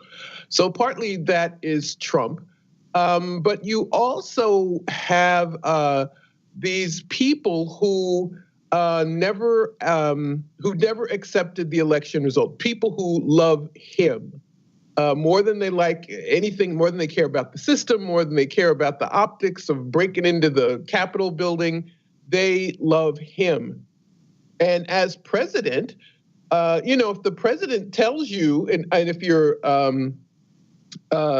are headed in that direction anyway, that I didn't really lose, and the election was stolen. Well, first of all, other elections have been stolen. So there's a grain of not truth in this case, but a possibility that could be true. And he just keeps insisting that he really won, and you want to believe it. So it's this very strange relationship that he had with his supporters that strained credulity and reality.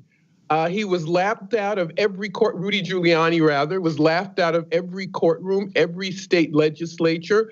But the other thing that happened that I think that has to be mentioned if you're going to talk about this is the way other Republicans responded.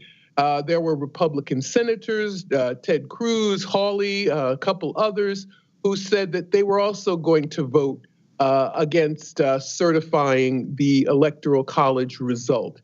And there were a couple other Republicans who were, to their credit, who were truthful and said that in private conversations, none of these people thought that the election was stolen from Trump. But so they gave these people false hope because they're afraid, because these people make up the bulk of the Republican Party.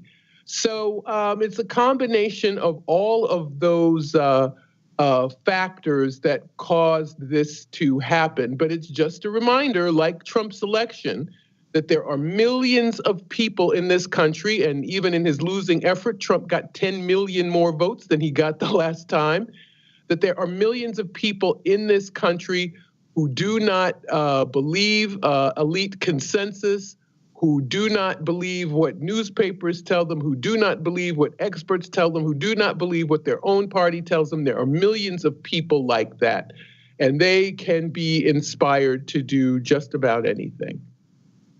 Okay, so you know what? I'm going to bring Danny in. Danny is now joining us. We're joined by Danny Haifong, contributor to the Black Agenda Report and co-author of American Exceptionalism and American Innocence, A People's History of Fake News. Danny, thank you again for being with us now. Hey, no problem. All right, let's follow up on this conversation that Jamarl and you, Margaret, were just having. This is one we started earlier on in the show. How can you disambiguate going forward, as many Americans are losing trust in our electoral process? Pretty much everybody on this show, I would say, had low faith to begin with. But going forward, how do you disambiguate between a sort of just criticism or just request of review of what went down in an election versus any given candidate, either the incumbent or the opposition, just not wanting to prove of the election results? Because with Trump doing this, admittedly, the way that he did it will have stained the process for a while. And so I don't know how soon anybody else is going to try to request a review or try to deny the results this vociferously and this apparently viciously. But how, going forward, how do you disambiguate between a sort of unjust and just request? Is there a way to do that? What's your take? Danny, start with you.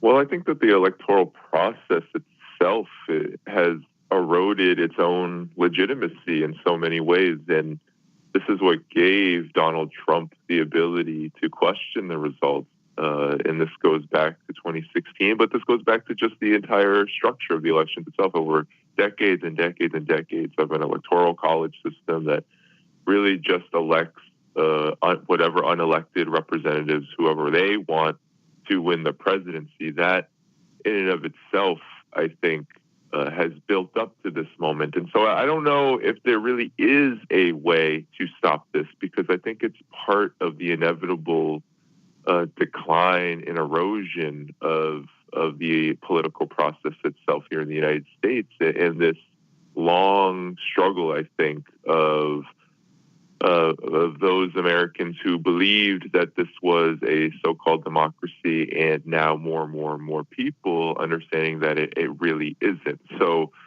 in terms of being able to differentiate between what is a legitimate criticism of the electoral process and what is not, I think the only way that can happen is if the move for questioning the elections is led by people themselves, by activists and movements, and those who do want an improved political process rather than the GOP's kind of new faux populist right, which really wants political power for themselves. And I think there's a big difference between the two, but we don't have that movement right now necessarily. So it's important to know that the inevitable issue that's going to arise is that the elections will continue to lose legitimacy among the population, and there will always be forces who are seeking power on the right, especially, who will be using this as their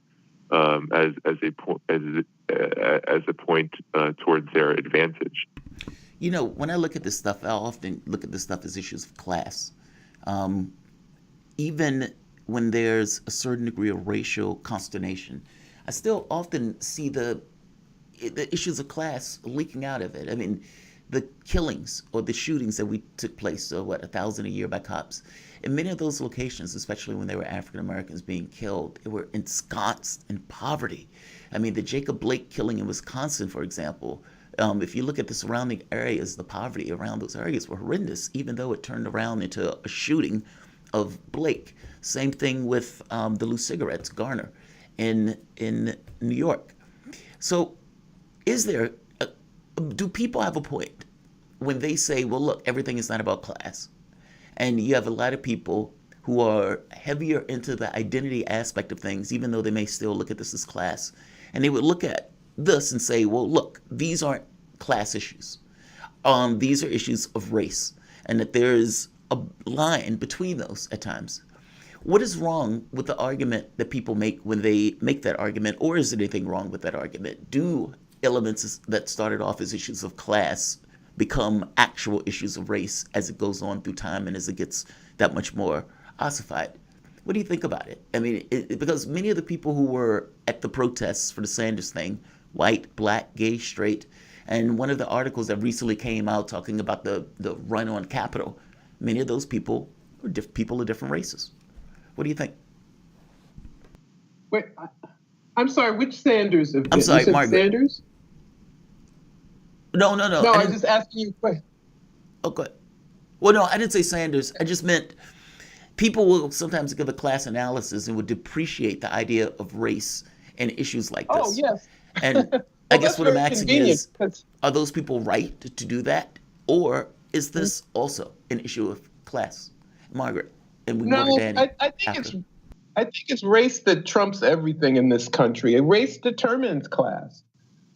People are shot by the police because they're black, and they may, live in the same community. I think people of a certain class within black people are a little more vulnerable, but it's race that determines how you're treated by law enforcement.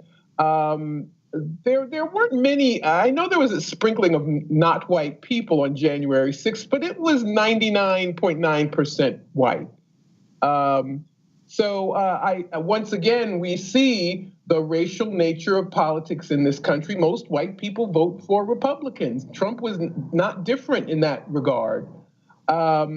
He was able to win, to squeak through at the Electoral College, because he spoke to issues that no one else was speaking to, and also because he pointedly elevated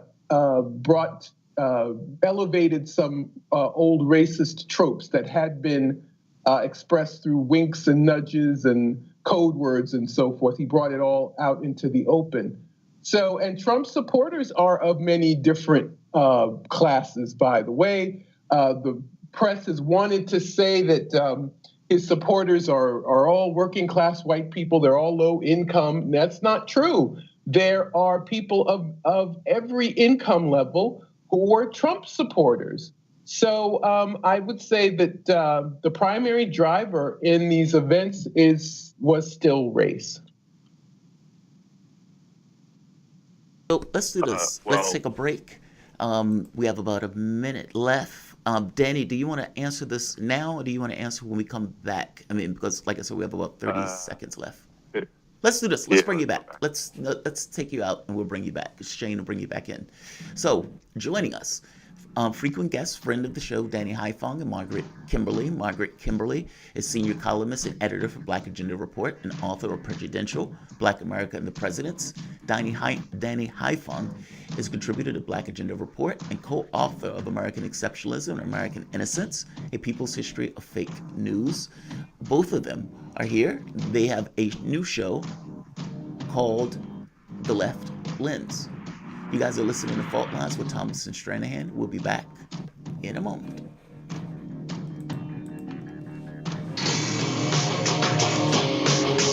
Fault Lines. Shooting from the lip. We're taking no prisoners here. Real opinions for real people. So where we bring you people with controversial views, and instead of trying to cash them out, we actually let them expand on their views. What's going on in British politics, European politics, and indeed in world politics as well. And wherever you are, whether you're a UKIP supporter, a Tory or Labour, everything is in turmoil.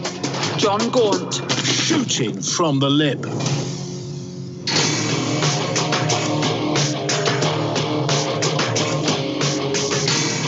Fault Lines. And we're back. You're listening to Fault Lines with Thomas and Stranahan, and we are joined by two guests who are co-hosts on YouTube of a new show. Check them out. We're joined by Danny Haifong and Margaret Kimberly, and again, they're on a relatively new show over on YouTube. Black Agenda Reports presents The Left Lens. So give that a search. You'll find them pretty quickly. By the way, you can also follow Margaret on Twitter at Freedom Ride Blog. You can follow Danny on Twitter on Spirit of Ho. And you can support Danny Haifong specifically on Patreon at patreon.com/Danny Haifong. Hey, thank you both again for being with us. I'm going to pass it to you, Danny, but I'm also going to add a slight modification on this question. And Margaret, if you want to respond to this as well, I'd like to pass it to you afterwards, but we'll see how that goes. It seems, speaking as an outsider, it seems like the way to approach divisions in society has itself divided the left for a while now. On the one hand, you have sort of class traditionalism, which it's probably my phrase and probably doesn't make sense to folks who are in the left. But, this idea of viewing things primarily through the lens of economic and social class, and principally economic class. And then you have a slightly newer modification of this, which is, I don't even know if it's a modification, but it's another way of seeing things, which is incorporating other types of identity or other configurations of class beyond, merely economic divisions to racial divisions as well. And then, there are many other terms for this. This is sort of often dismissed with the term identity politics. And frankly, we've done that on this show as well. But there's different ways of looking at how you can understand society and the divisions within society. First of all, Danny, does that frame make sense? Does that sound fair? And going from there, which, if you had to choose between the two, which itself seems dumb, which do you think is more appropriate? And what do you think of the sort of division within the left on this issue? Is there any? How do you reconcile that? Do you need to? Do you want to? But Danny, I'd like to hear your take. What are your thoughts? A huge subject, but it's actually going to be the subject of my next article coming out on Wednesday. But I think it's quite troubling that the two aren't held together, and I think that this is part of many different processes. One being the destruction of the Black left that was a policy of the state, and then there is the kind of mass consciousness built around colorblindness and this idea that race is secondary, if not completely eradicated from any kind of class analysis. That I think has really spread, whether we're talking about the far right all the way to the radical left, this idea that race is in fact just a distraction. I think that, to follow up what Margaret said, racism is a determinant in the United States is a very peculiar society, and it's important to understand that there has been no development of class politics in the United States without race and without white supremacy. And there is a very important reason for this, and it's because it serves the ruling class so well. So I think the way that we have to go forward is by being very astute and attentive to racism and white supremacy in a way that doesn't fall into how the liberal class and how the neoliberal ruling elite have, out of the destruction of liberation movements of the past, have attempted to co-opt, sanitize, and completely debase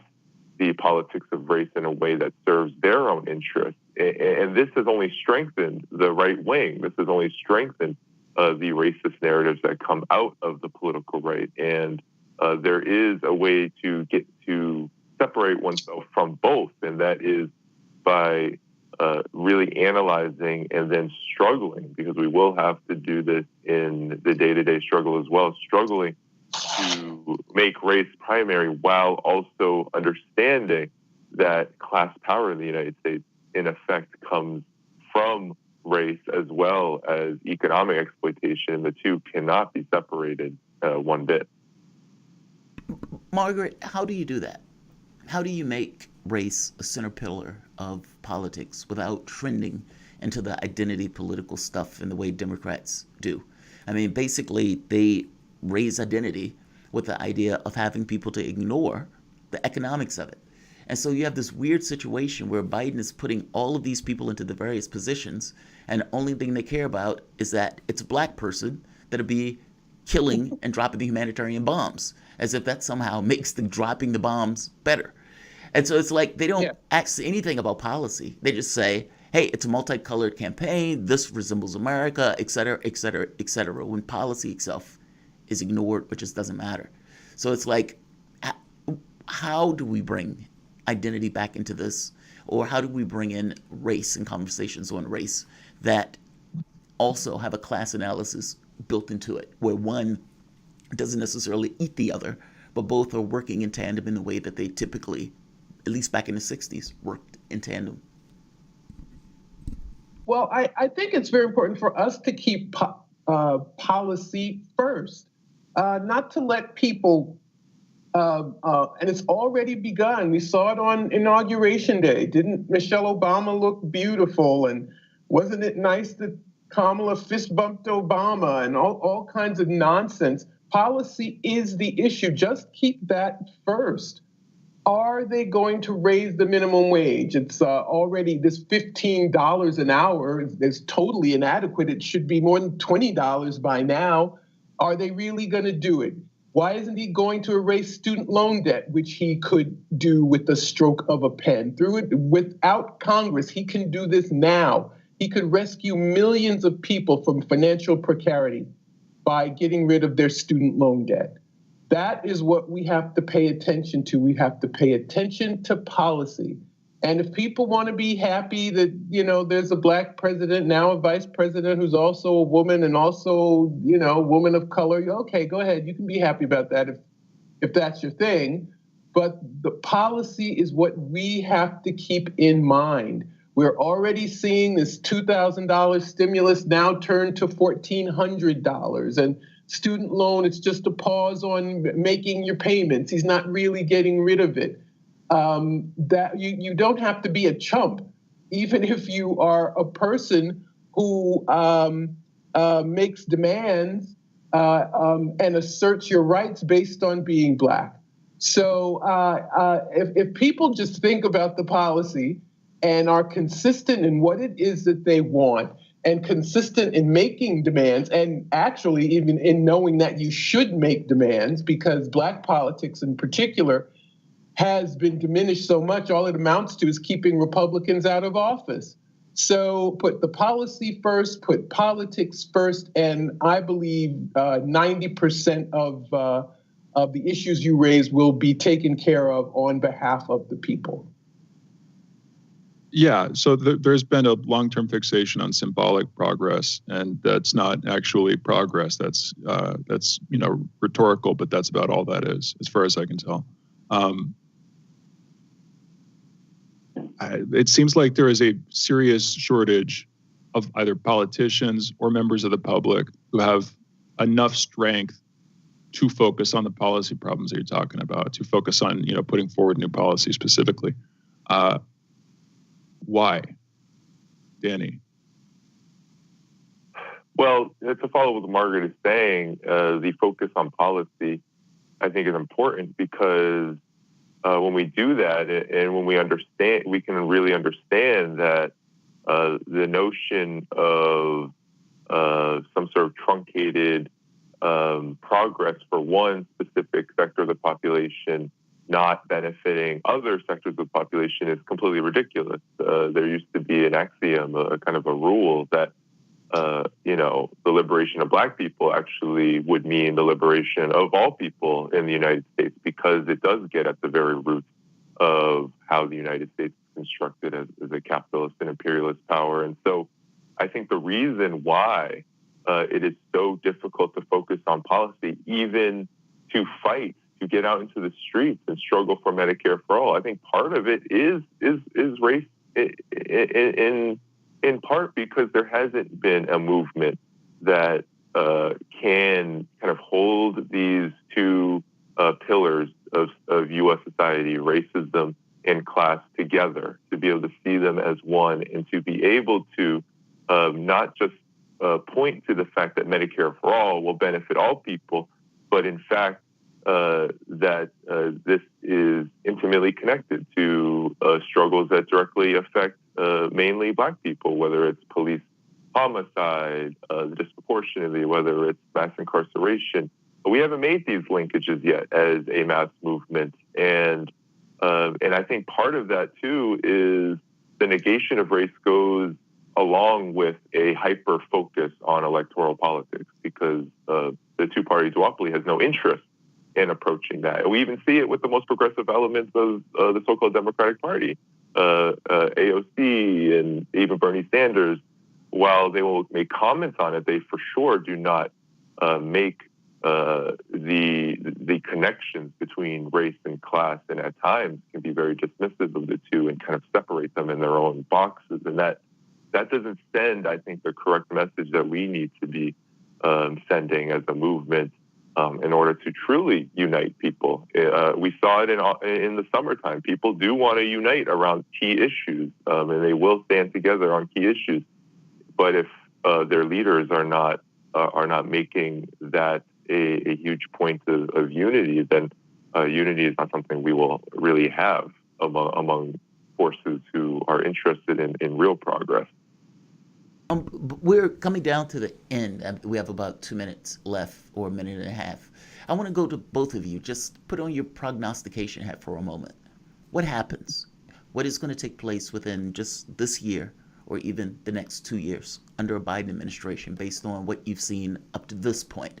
And I admit it, it's only been like 1 week, so we haven't even hit the first 100 days yet. But I often think people are policy, and you guys may have certain impressions. So what do you think? We have about a minute left.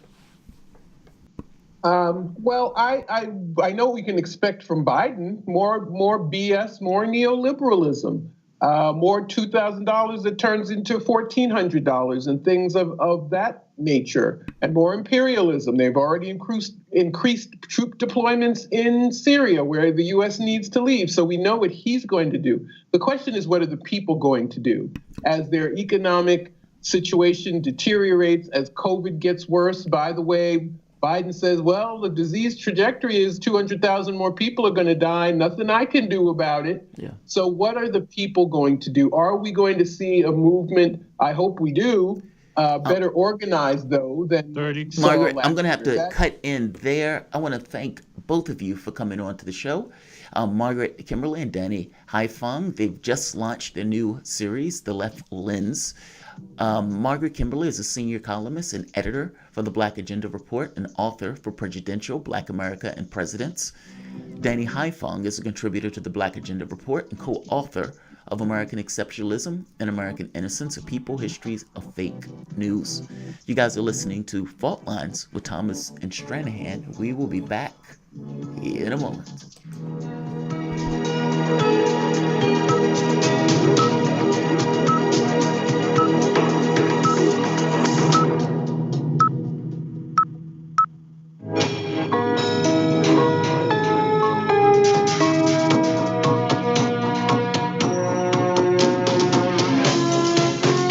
listening to Radio Sputnik. Telling the untold.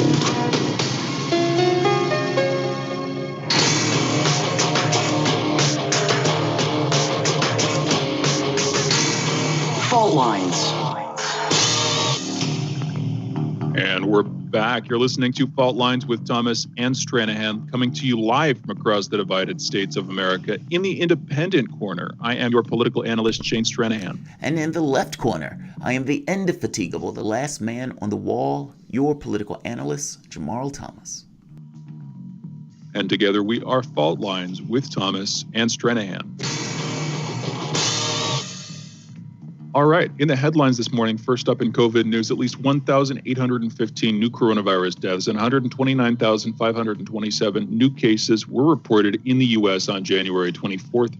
Over the past week, there has been an average of 170,559 cases per day, a decrease of 33% from the average 2 weeks earlier. As of this morning, more than 25,177,000 people in the U.S. have been infected with the coronavirus, and at least 419,207 have died from it.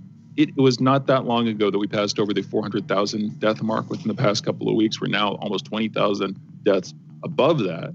I'm going to note, though, we seem to have had decreases in terms of the number of new people being infected. Now, why that's happening, I'm not exactly sure. It would be a little bit too early, in my opinion, for the vaccine program to have much effect on that. But we'll have to come back to that as the weeks roll on. We're still in cold and flu season. I'll put it like that. We should still be seeing, an increase. So it's not that I'm happy about it. It's good that less people are getting infected, assuming those numbers pan out. But it's just weird, just pointing that out. Anyway, Mexican President Andrés Manuel López Obrador, AMLO, has tested positive for COVID-19. That's an announcement that comes as his country registers the highest rate of infections and deaths to date. New Zealand's first case of coronavirus in the community for more than 2 months has been identified as the more contagious South African variant. This has prompted Australia to suspend quarantine-free travel from the neighboring country for at least 72 hours. Pretty sure they will be extending that soon. And again, New Zealand is one of these interesting cases because they have had periods of a couple of different patches of multiple months without any spread. And we've had a guest on before, Susie, to talk about this. I'm just pointing it out. Just an interesting country to look at when it comes to this. Naturally isolated, of course, but you can pin a lot of their success, I think, on their policies. Back in the U.S., President Joe Biden plans to sign restrictions Monday on travel to the United States to mitigate COVID-19 transmission. The ban would prevent most non-U.S. citizens from entry if they have recently been in South Africa, where a new strain of COVID-19 has been identified. Biden is also expected to reinstate broader restrictions that were in effect for much of the past year, but were rescinded by President Donald Trump days before his term ended. The limits would affect non-U.S. citizens traveling from the United Kingdom, Ireland, and much of Europe in what is known as the Schengen countries, which share a common visa process. Travelers from Brazil would also be affected. In Congress, a bipartisan group of senators is pushing the White House for more details on its $1.9 trillion rescue plan, with some suggesting to administration officials yesterday that President Biden needs to provide more information on how that money would be spent and to consider dividing up his ambitious legislation into smaller proposals that could be approved or rejected or considered individually. Google, the tech company, is set to provide company-owned properties as vaccination sites across the United States. The enterprise is set to assist in vaccination efforts, and for this purpose, they will be funneling $150 million to increase vaccine education and to improve the distribution of immunizers. Big names such as Walmart, Starbucks, and Amazon, among others, have stated their interest in assisting the government with their vaccination efforts by providing some expertise, some logistical help, and their facilities for use. UK Prime Minister Boris Johnson and Secretary of State for Education Gavin Williamson are said to be under increased pressure to reopen schools after half-term in February, as a growing revolt is gathering momentum against plans to leave parents and pupils facing more months of remote learning. Gavin Williamson is said to be gearing up to announce the plan to delay bringing school children back to the classrooms, with many teachers suggesting the delay might last until as late as April or May. The head of the Welsh Conservative Party has stepped down after he was spotted boozing in the Welsh Parliament days after an alcohol ban in pubs came into law. Paul Davies said that the controversy hanging over him during the past month had become a distraction, so he's resigning with immediate effect, despite party colleagues urging him to remain. The Tory leader said he was truly sorry for his actions on the 8th of December when he was caught drinking with a group of politicians, and the following day, he's reported to have drunk alcohol again. In California, Governor Gavin Newsom is expected to make an announcement on Monday lifting his state's COVID-19 stay-at-home orders, which would allow for restaurants to reopen for outdoor dining. This is an economic measure, of course. They want to give restaurants some lifeline. But as far as I can tell, California is still having a serious problem with COVID cases. So from a public health policy perspective, some people may lift up their noses at that. In national political news, Sarah Huckabee Sanders is running for governor of Arkansas in the 2022 election. According to reports, she will make the announcement today. The Senate impeachment trial of former President Donald Trump is expected to start on the week of February 8th, about 2 weeks from now. Federal law enforcement officials have decided to curb potential security issues as a result of the impeachment trials by keeping 7,000 National Guard troops in D.C. to provide riot protection up to the beginning of February. That number will decline to 5,000 by the time Trump's impeachment trial starts. So you had effectively the imposition of martial law in Washington, D.C., which was ridiculous to see. I'm glad I'm not in this city. And a worrying sign, I'm sure worrying images coming internationally, not to mention nationally for folks seeing what's going on there. And then apparently they're going to be petering out over the next few weeks. Again, 5,000 there for Trump's impeachment trial. We'll see if that number gets bumped back up. Jamarl, I want to talk about this for just a minute. You were saying that you thought that the Capitol breach a couple of weeks ago, about 2.5 weeks ago at this point, would incite more. It would sort of embolden more folks to violent action. As far as I can tell, I'm not, in the long run, I think you're right.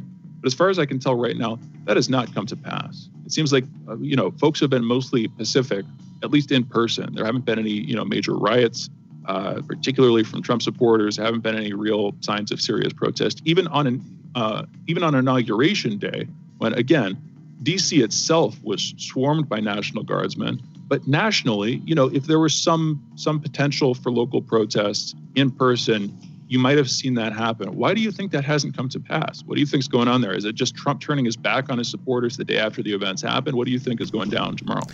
I think anytime you have something like this, I think the mechanisms of the state gets, more repressive. I also think it's only been a short period of time. I mean, we're only talking about like 2 weeks, a week? Or, 3 weeks. So it hasn't been that long. Look, I think action will get more action.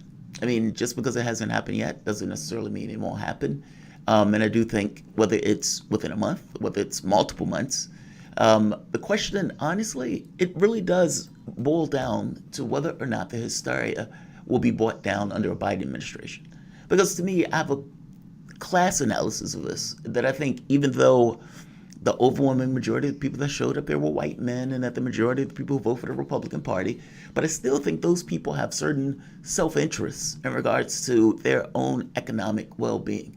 So the question becomes, will the government take certain actions to mitigate or ameliorate the hardest edges of our system that brings down the temperature, or does it remain the same? And do these groups push for more action since it worked? Meaning, no, you can't necessarily attack the government when it's under martial law, but does that stop them from trying it when it's not? And it's the when it's not that concerns me, because I don't believe that people can be on guard 24/7 all the time. At some point, there has to be arrests. And so hopefully I'm wrong on this. Hopefully it doesn't beget more action. Hopefully I'm wrong on Biden, and he does take aggressive action trying to deal with the hysteria of all of this. But there is a difficult issue of race that we have. I think Margaret, Kimberly, and Danny are right. And for whatever reason, that issue has seemed to become more and more exasperated as we've moved through time period. So I don't necessarily think it's all that helpful that we have groups that seems to break down an issue of race that votes for the various political parties. I think that creates a certain fractious antagonism in and of itself. But I look at a lot of this stuff as issues of class. For the time being, though, it may not happen tomorrow, if that makes sense. Like, the right-wing violence that might come from this may not be in a week, especially with the government watching. And hopefully it never comes at all. So this is one of those ones I just hope I'm wrong on. But oftentimes action begets actions. And you have an alienated group that basically looked at that and said, hey, a little bit more, and we could have really did some damage. And I think that's terrifying. But as for why we haven't, I just think it's because the government has basically ramped up its muscular engagement of this, either locking people up or, for that matter, military troops. That's my thought. I could be wrong, but that's my thought. I hear you. I would put at least some of it on Trump turning his back on them. I would say that the day after the breach of the Capitol. You think that was enough? Like, for them to be like, all right, Trump didn't back us, and so we're just going to leave it. Like, I don't know. And I'm not asking that critically. I'm asking that more so just as a question. 100%. I don't think that accounts for 100% of us not seeing that. Because like you were saying, you got to. No. I'm saying 100. Yeah, I 100% think that. I think that the fact that they thought that there might be some tacit report from inside the administration, and I'm filling in here a bit, but it's in some cases it's easy to empathize with folks. They were trying to do a massive show of support for Trump, and certainly some of them were trying to do an active revolution / coup. But if and I don't know how this would have happened. If you had the thing is the number of people who attended this event is wildly, varying depending on who's reporting on it. I heard numbers from thousands to tens of thousands to hundreds of thousands. That's spanning 2 orders of magnitude. It seems like it's somewhere in between. So at the very least, tens of thousands, maybe low, maybe a bit over 100,000. I remember some of the organizers of the event saying they had, 200,000, 300,000 people show up that day. The point is, I don't know how accurately the media would have reported on that in the first place, but if it had been peaceful, then that would have been a pretty significant show of support for Trump. I don't think that would have changed much, regardless. The fact that he turned his back on them the day after, the events took place, the fact that he was calling a lot of the folks who had done the raid criminals, which, they were, it doesn't, that itself is demotivating. That is very demotivating. If you're trying to support a leader and that leader calls you criminals, that's going to reduce your level of support for the guy. Anyway, we got other headlines to get to here. The New York Times reported over the weekend that Pennsylvania Republican Representative Scott Perry helped former President Donald Trump plot to oust acting Attorney General Jeffrey Rosen so he could place a loyalist who would help him overturn the election. Perry introduced Trump to Jeffrey Clark, the Justice Department lawyer who is working with the ex-president to find ways to stir up doubts about the election results. Rosen had not cooperated with Trump's alleged plan, prompting him to consider replacing him with Clark. Trump reportedly only backed down from his plan to fire Rosen after top leaders at the department threatened to resign. The former president was worried that news of several Justice Department leaders resigning all at once would take the spotlight away from his voter fraud claims. Larry King has died. Iconic U.S. talk show personality Larry King died Saturday morning at the age of 87 in Los Angeles. In international news, Portugal's incumbent president has won a second and final 5-year term. 72-year-old leader of the Social Democratic Party, President Marcelo Rebelo de Sousa, won 61% of the vote yesterday as 60% of voters abstained. Brazil's indigenous leaders have called on the International Community Criminal Court to investigate the Brazilian president Jair Bolsonaro for alleged environmental violations that involve crimes against humanity. Since the election of President Jair Bolsonaro in 2019, Brazil has seen a spike in the destruction of its rainforests and traditional indigenous territory. The Brazilian leader has since had multiple charges of human rights violations leveled against him. Upon being charged, the next step is a preliminary analysis by the office of the prosecutor in order to determine if the file against Bolsonaro will lead to an investigation. This marks the 5th indictment against Bolsonaro at the Netherlands-based criminal court.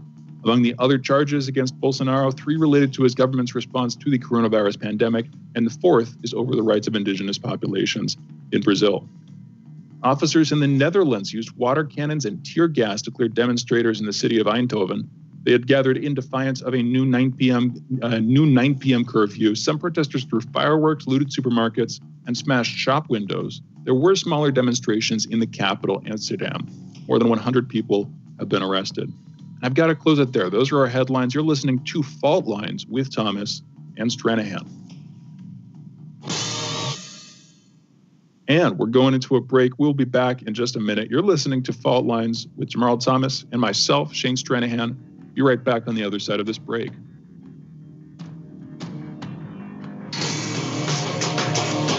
I don't have them yet. Lines. 24 hours a day, 7 days a week. We give you the most essential information out there.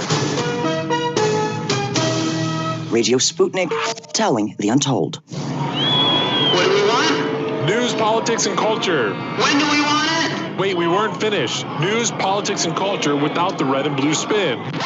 Okay, so now when do you want it? Daily from noon to 2 p.m. Eastern Time. Okay, satisfied now?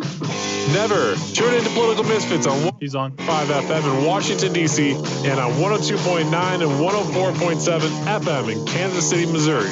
Daily for our analytical picks. No surrender.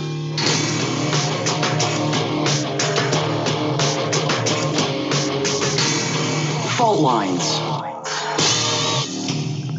And we're back. You're listening to Fault Lines with Thomas and Stranahan. And we are joined now by our guest, John Wood Jr. He's a former nominee for Congress, contributor at Quillette Magazine, and a national ambassador for Braver Angels. It's America's largest bipartisan grassroots organization dedicated to political depolarization. You can follow John on Twitter at John R. Wood Jr. and on the web at braverangels.org. John, political depolarization, it's almost like a de-radicalization for American politics. It's not brainwashing. It's nothing like that. You're trying to bring people together from across, many different political divides. And it seems like that is more needed than ever. And it will be needed more going into the future as the political divides only seem to be increasing. In the last year, you've seen waves of violence from the left, from the right. Most recent on the mind, of course, just a couple of weeks ago, the right, for the most part, out in D.C. In this raid on Congress. It seems like the people are frustrated with each other. It seems like a lot of people are very angry at people they perceive to be their foes, and usually their foes are on the other side of the aisle. And it also seems like there are a substantial number of people who are caught up in infighting. So you're fighting the outside, you're fighting the inside. You're pretty much at war with everything. That seems to be where a lot of America's politics is these days. How just from a first appraisal, how do you focus on resolving some of those deeper conflicts? Do you actually need to do that? How do you get people to empathize with each other a little bit more, to hear each other out? I'm guessing you think that's worthwhile, of course, working with this organization. How do you do it, John? Yeah. Well, first of all, gentlemen, it's good to be on here with you with you this morning. And yeah, you're absolutely right. First of all, that this is the kind of foundational the foundational work of civic rehabilitation, you might say, that we're gonna need to be able to sort of keep democracy functioning. Because what we, I think, tend to skip over in the way we look at politics is the fact that all of our systems, our culture, everything from government on the national level all down to the ability of the PTA to be able to, function for your kids' school rests on our ability to maintain some relationships with each other that are born from a minimal sort of threshold of trust, right? So our work is really about sort of reestablishing that fabric of trust that exists in American society. Not just between, citizens and members of Congress and so forth, but really between you and your neighbor, because that's where everything begins. So how do you go about doing it? Well, look, so Braver Angels has a wide roster of different programs, methods, and things that we do that give people the opportunity to engage with each other in dialogue and collaboration to ultimately get a window into what the world actually looks like through the eyes of the other individual, whether you agree with them or not. And you don't have to agree, really. You don't have to agree with somebody on politics in order to come to the point of recognizing the fact that, many of us feel the way we feel because, whether we're right or wrong, because we've got some human experience, something that's sort of, operating in what we've been through in life that leads to that, right? So just to give you a couple of quick examples of what we do. We have something called a red-blue workshop where we take small groups of folks from the left, from the right, local communities, although this is also something we've done with congressional staffers, and state legislators, mayors, et cetera.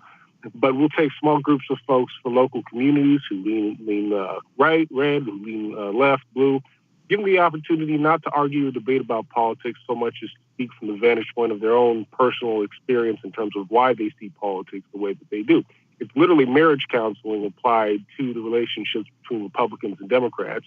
Each side has an opportunity to talk about the stereotypes they see the other side is having about them. Each side has the opportunity to reflect on not just why they're conservative or progressive, but the ways in which they feel that their side can improve.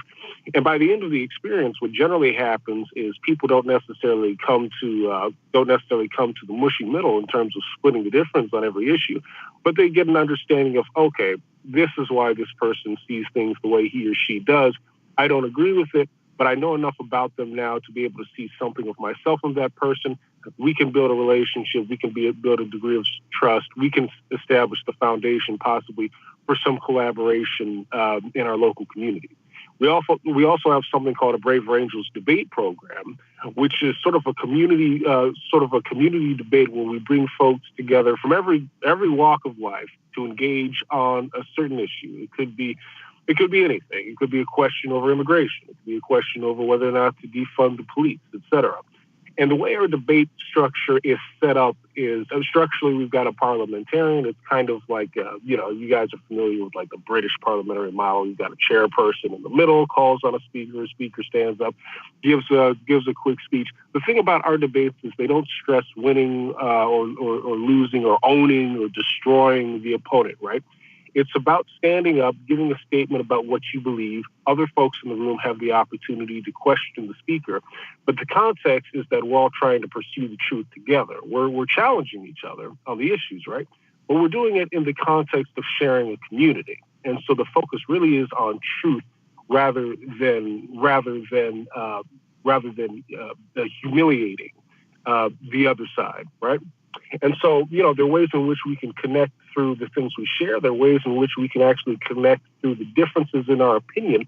But what it's about is establishing, sort of building back up that civic muscle, if you will, to get us used to communicating with each other again and empathizing with each other again, beyond and sort of around, all the sorts of social media and distorted kind of, media lenses through which we are used to looking at and dealing with each other, because those things are making it impossible for us to relate, impossible for us to communicate, but we can build bridges that connect us back to each other in a healthier way. And so developing that infrastructure of connection, of civic interaction across the country, that's what we're doing right now.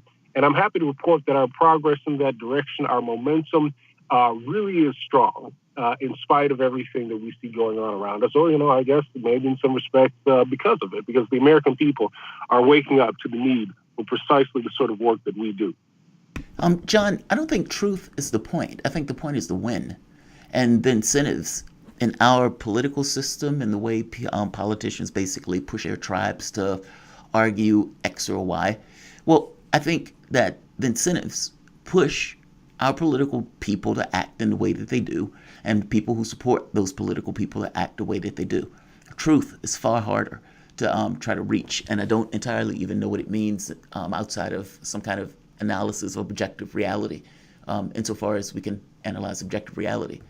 The point is not truth. The point is the win. It's an adversarial system, and I understand and I agree that at times it's loyal opposition.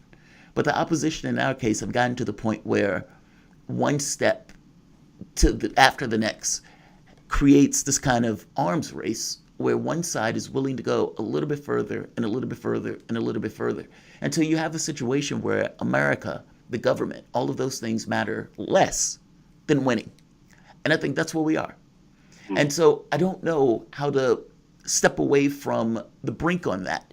I mean, you basically had two political parties that have gotten to the point where what the American public wants almost doesn't really matter, whether that's a Republican or a Democrat, even though they may basically have their own ways of trying to get their people to the various polling locations or to the various electoral locations. So what do you think about that? That the goal is not really truth, the goal is trying to win, and because the goal is trying to win, and we're in the context of a competitive system, trying to bring people together in somewhat of a, I don't know, shared interest fashion becomes less incentivized, it becomes less likely. Well, you're absolutely right that the big issue here on sort of a structural level for our society is the fact that the incentive structures of our institutions are invested deeply in the need to polarize us for the interests of said institution. So, I mean, that's true, obviously, for the political parties themselves. I think that that's true for the partisan media. It has become the way in which our politics operates because we have sort of divorced ourselves from the notion that there is a, sort of like a common good, the common welfare. These phrases that, you used to hear. We've divorced ourselves from that notion in favor of an idea that says that, well, ultimately, if I'm a member of Congress, all I have to do is carry to the interests of my base, and I'll be reelected. If I'm a cable news channel, well, all I've got to do is sort of speak to the appetites of our core audience, and be less concerned with sort of a larger narrative that brings people together, or a framework of facts and data that coheres from every angle of analysis. In all sorts of facets of American life, we have settled for the interests of the tribe over the interests of the nation. And in that sense, yeah, it's very much not about truth. It's very much primarily about winning. But we can all see that this is a short-sighted sort of way of looking at politics, and it ultimately delivers us to precisely the situation that we find ourselves in at the moment. And so, the question just becomes, how do you respond to that? And so, in doing what it is we're doing, one thing I should say is that, so Braver Angels is a membership organization. We have, we've got thousands of dues-paying members across the country. We've got probably 70 local Braver Angels alliances. You can think of those as local chapters in local communities. We've got communities based on campus. We've got folks who are working with our organization who are active in government at the local level, at the state level. Even got a friend or two hanging out in Congress and among the governors, relationships with media figures and professors, and our network is growing. Our infrastructure is growing. We have to be able to develop, I think, institutions and institutional cultures in America that define their vision of success as that which really does create the space, one, for an inclusive democracy, one that brings all voices to the table, black and white, left and right, et cetera. And two, that genuinely does define its success as creating an environment that strives towards the common good, ultimately, right? Because you need institutional, organizational, and structural reinforcement, so to speak, of the sort of culture that we want to see build in America. So it's not enough for us to just have one-off experiences that are positive, that let us, see the best in the other person, but then we get sucked right back into the sort of, polarized ecosystem, and suddenly, the better angels of our nature have nothing to latch onto in a material sense, And we've got to give people the opportunities to actually engage and organize and to work with each other from the vantage point of the thing, from the foundation of acting on the deeper things that we share, right? Because otherwise we're just going to be overwhelmed by the status quo in terms of how the institutions operate. Now, one thing I will say is working in our favor is the fact, and I already alluded to it, but is the fact that the American people, I think, are seeing that this deep culture of polarization and division is a problem, even if you do lean strongly, in the direction of the Democratic Party or the Republican Party. I mean, you can think that, well, look, the other side's got way more problems than my side is. You can think that, but still recognize the fact that, I've got to step up and show something of an olive branch in the context of how I interact with my neighbor, at least, if we're going to be able to work together to keep this ship floating, for our children and their children and their children after them, right? Because it really is a question of the existence of our nation, ultimately. The American people have to abandon the notion that we can sort of self-righteously, condemn the other side out of existence and expect this country to be in perfect shape, John, I have to interrupt you here because we need to go into a break. But that's a really good point. I mean, and I guess when we come back, at some point, we're going to get to this question of what does a society look like when that society does try to incentivize this kind of collective action or incentivize best interests, as opposed to the current system that we do have.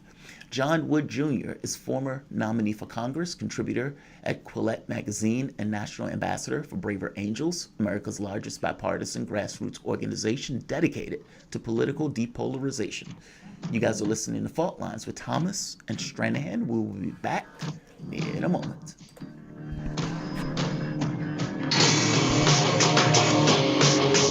Fault lines.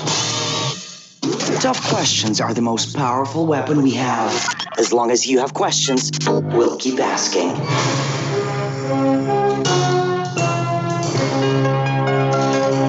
Radio Sputnik. Telling the untold.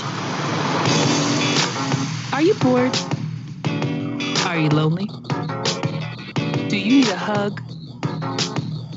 Well, we can't give you that, but we can keep you up to date on Radio Sputnik.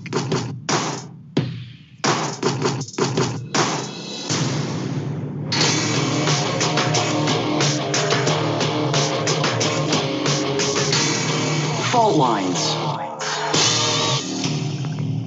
And we're back. You're listening to Fault Lines with Thomas and Stranahan, and we're joined by our guest, John Wood Jr., former nominee for Congress, contributor at Quillette Magazine, and national ambassador for Braver Angels. That's America's largest bipartisan grassroots organization dedicated to political depolarization. You can follow him on Twitter at John R. Wood Jr.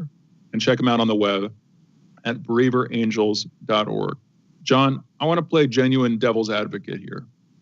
What if depolarization is not just a necessary thing, but is seen tactically, not just by the members of the establishment, not just by quote unquote elites, but also by members of the public on every wing of politics and frankly of society? I'll start with the first, and then I want to hand it over to you. What if it's necessary for us to be polarized? Because on a foundational level, when it comes to the ideologies that people are operating out of, things are more polarized than they've ever been. Even if we don't see like regular daily violence, verbally, there's plenty of it.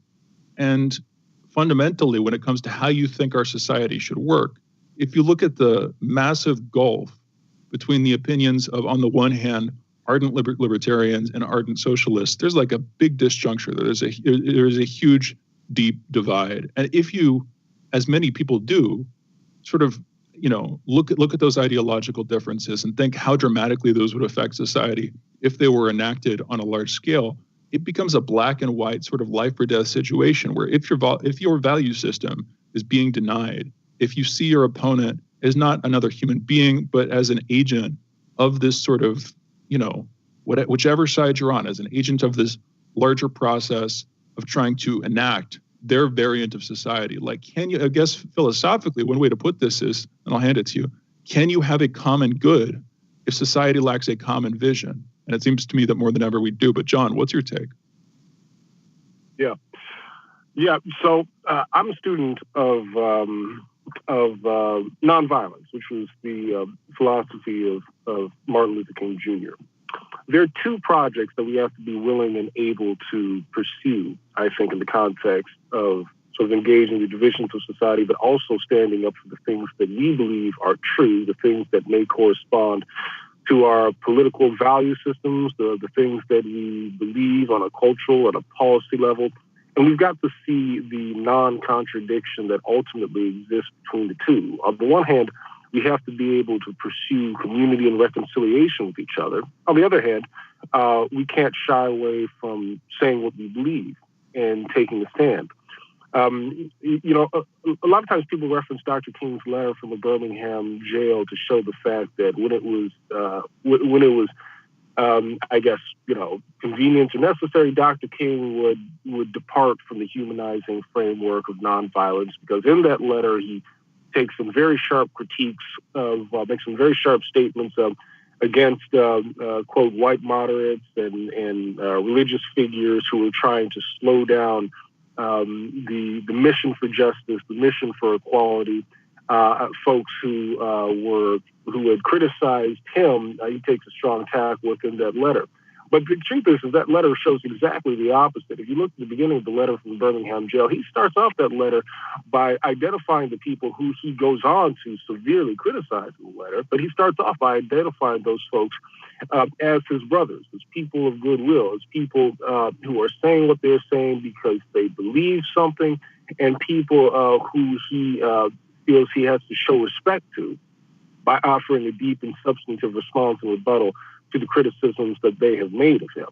Why do I make that point? It's because it needs to be possible for us to be able to engage each other in a way that honors what the sort of moral starting point is of nonviolence, of Dr. King's philosophy, which is to say that we must operate from a point of, you know, King would have used the term love, agape love, but you can understand that as basically just being the idea of goodwill. We need to be able to signal goodwill towards those people with whom we virulently disagree, those people whose points of view are at odds with ours in a foundational way, right? In order to say that, look, I am pursuing the truth, and in pursuing the truth and saying what I believe and acting on the things that motivate me and my conscience, I'm nevertheless hoping ultimately to create a society, to create a country that's going to be better for you too, and for your kids and for your grandkids as well, because I know my children are going to be sharing this country with your children no matter what, right? Now, that doesn't mean that that's going to lead to a Pollyannish kumbaya outcome in every individual interaction.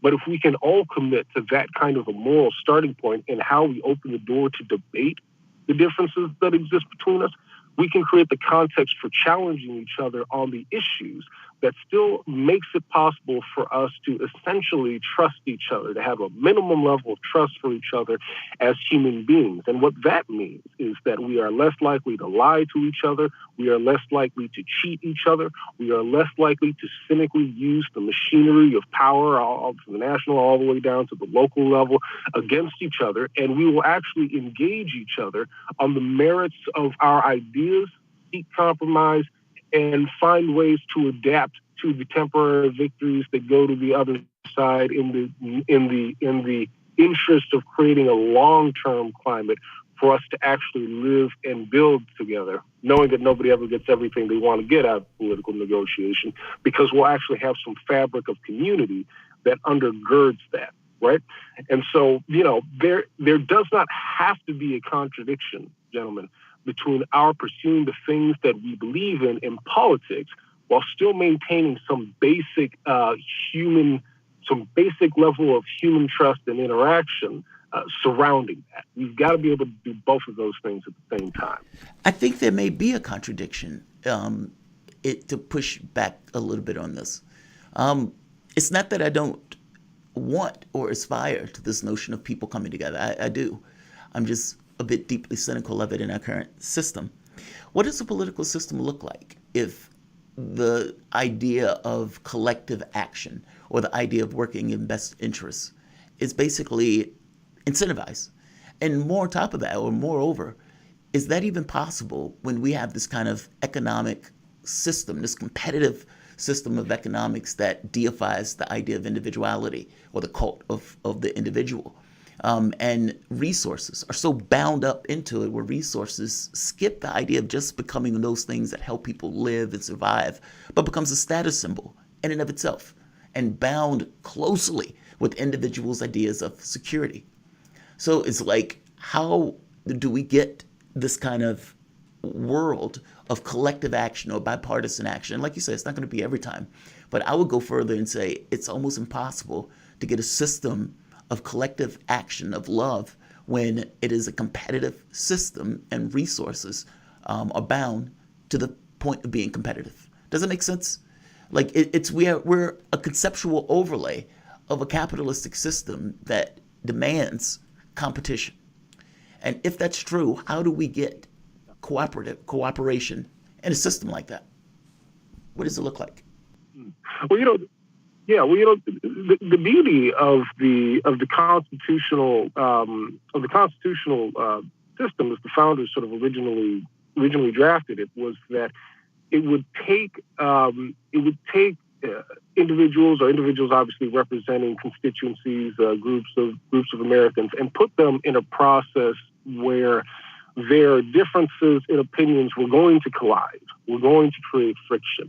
And if that friction were just to erupt in sort of like, the raw discourse of debate, leading to factionalism, leading to the ultimately potentially impasses or compromises impossible, and maybe violence ensues, then everything flares up and is destroyed. But in the context of the constitutional system of checks and balances, so on and so forth, the brilliance of that document is that it provided a framework for the potentially explosive quality of differences of opinion to be funneled into an actual constructive tension wherein compromise could be forged and we could build together through a system that everybody had bought into. Now, obviously, that system has never been perfect. Obviously, when the founders drafted it, all sorts of people were cut out from participation in the process. And so we don't want to necessarily ignore that historical context. But that basic idea that we can structure the interactions of our people, of our society, of our representatives, and ultimately sort of build up a culture wherein differences and competition can lead to better outcomes for everybody, or at least can lead to outcomes that do not ultimately invite sort of the violent disintegration of our social fabric and the workings of our institutions. That basic dynamic is something that we can achieve in spite of all of the obstacles that you're laying out. Now, look, I'm not saying that any of that is easy. I mean, you went down a laundry list of things that only proves the fact that we've got some major obstacles staring us in the face if we want to sort of rehabilitate, the spirit of democratic society and sort of our civic culture in the United States. But we knew that already. It is a wildly difficult undertaking, and yet, if we are genuinely interested in the common good, if we are genuinely interested in preserving democratic society, what else are we going to do on a practical level, right? I, for one, am not terribly interested in being king of the ashes in the United States of America, seeing my party take the White House, take Congress, or what have you, but basically having the integrity of our institutions completely destroyed, having a nation where nobody can agree on whether or not, the sky is blue or what 2 + 2 equals or this, that, or the other, a country in which people can't work together, a country in which our elected officials and our corporations and our media outlets are all purveying a different version of the truth so that we can undermine each other's interests for the sake of our own factional tribe and what have you. A country in which I can't talk to my father or my brother can't talk to my mother, right? Because we are just riven that deeply. No, I mean, there is a way for us to be able to build on the deeper things we share as Americans and as human beings. And it doesn't mean that we're going to line up on too many of the details. But if we can get back to that elemental starting point that says that, look, we need to be able to treat each other as human beings again, see each other with goodwill, and leverage that starting point into the way we actually build our interactions in civil society through creative means for being able to reform the cultures within our governments, national and local, within our schools, within our media outlets, within our churches and universities potentially, in our local communities. we can stimulate a change in this country, I think, that sweeps out like a great sort of civic renaissance going into the years to come. I believe we can do it because I believe that the American people ultimately want that. We've just got to figure out the roadmap that gets us there. So that's what we're working on at Brave Range. A great optimistic message, one that oftentimes, I got to be honest, we don't necessarily get, but I have to be, but one I'm glad to hear. I mean, because I really am. I mean, we've spoken about this on the show a lot, this idea of this degradation of our political space and how it seems to be falling apart irreparably as these guys basically fight for their own sandhill. And like you said, King of Ashes is not where we want to go. The voice you guys were listening to is John Wood Jr., former nominee for Congress, contributor to Quillette Magazine, and national ambassador for Braver Angels, America's largest bipartisan grassroots organization dedicated to political depolarization. You can follow John on Twitter at John R. Wood Jr. and on web at braverangels.org. You guys are listening to Fault Lines with Thomas and Stranahan. We will be back in a moment with The Wrap.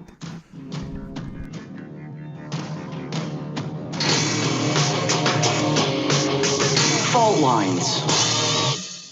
By Any Means Necessary is your guide to the movement and efforts shaping the world around us, from mass incarceration.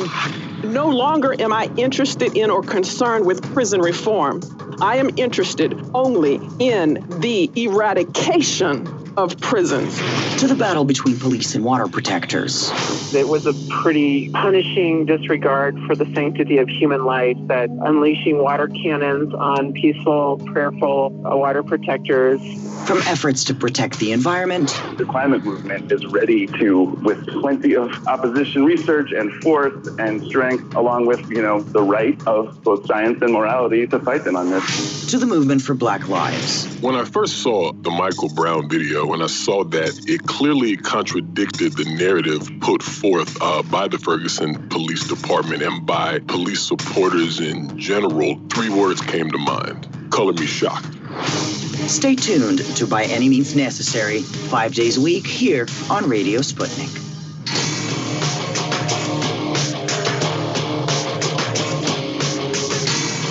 Fault Lines. And we're back. You're listening to Fault Lines with Thomas and Stranahan, and we are now taking calls. Like Jamarl said, we're in the wrap segment. That means we're wrapping up today's show and taking your calls for input. 202-521-1320 is the number. Again, that's 202-521-1320. We have Tarif calling in from New Orleans. Tarif, you're on the line. What's going on, man? I have a few comments. Okay, my first comment is I sold my 2 guns. I'm trying to get ahead of the Patriot Act 2.0. I'm trying to beat the curve. So I sold them. I didn't get the money that I wanted. Okay, it's time to act. Wait, I want to pause on that, Tarif. Because you said you were gonna sell your gun last week when you called in. This is, I will be honest, when a lot of people are looking at an incoming government crackdown, they would be thinking about how to go out and buy guns. But like you're saying, put Patriot Act 2.0. My guess is, I'll just let you explain it. Why'd you do that? Because I'm a whistleblower, and I had weird things happen to me over the past years. Like, it looked like I was being entrapped or set up. They had people constantly talking about weapons around me, or, well, I don't want to bring it up too much, but they had people talking about certain things, and I had to, I say, well, yeah, whatever. This person obviously is an informant working for law enforcement, because my case is that important, I feel to believe. So I have to be careful. I don't want to wind up in jail like Joshua Scarechill, that's serving 2 years, and his horrible conditions he's dealing with. And then you got Julian Assange, which we don't have to 2022 or 2024. He might not make it. We got to get this man out. So the goal is this, everybody, is to write the senators and congressmen, and I got the list of names where you can email them and call them. The first come to mind is Senator Ron Paul. He's a libertarian. He's about freedom of speech. Write him where he can bring up the topic on Julian Assange and other whistleblowers to try to force the hand of DOJ to drop the charges. Ron Johnson, Ted Cruz, and others for the Congress. Thomas Massey, Matt Gaetz, Representative Lauren Boebert, and especially his other representative, Marie Jory Green from Georgia. And also on the left side, you got Bernie Sanders, and you got Rashida Tlaib, and the rest of the 15 other progressive Democrats. We have to push forward on this, because if we don't, what's going to happen by the year 2022 or 24, if people don't push forward on this to get these people free, to protect whistleblowers such as myself and journalists and activists, we're going to be on Patriot 4 and 5. It's going to be harder. And other things are going to be deplatformed. Now they're going after Antifa now. I don't know if y'all realized last week how they got rid of Antifa accounts. Then they have a rumor circulating about Trump was threatened by some Republican politicians not deporting Julian Assange and other whistleblowers because they forced his hand and he didn't pardon them. And they also have another rumor attached to it that they were going to go after his family members with the district attorneys in these states. Wherever they have businesses at, what they done at, they was going to open cases against him and his family. So they was going to keep these people in court for the next 10 to 20, 30 years. So he bucked under pressure in a way I feel sorry for him. He came under attack. But we got to find out another way to free Julian Assange. We got to get authority back to society again, because people are afraid. You know what I'm saying? Look, I'm just letting people know I'm not afraid, but I'm not arrogant, and I'm not no hostile person. I'm not suicidal or homicidal. But we got to get Julian Assange free. We got to get these other people free if we want to restore legitimacy to our democracy again. That's all I got to say for right now. I don't think you know what, Tarif, thank you for the call. Actually, on that last point, I don't know that I've heard people put it in those terms. I'm sure that they have, and maybe they even have on this show, but I don't remember it. People talking about freeing Julian Assange in order to save democracy. Basically, in order to, not have selective justice where you can't have some transparency. You can't have people who, for good reason, decide to leak information that they see as dangerous to to American society, to the world, to our country and other countries, and selectively get prosecuted based on releasing that information. That is a threat to democracy. That's a threat to how democracy should work, which is we should be informed about what our country is doing, so we have some review process for it.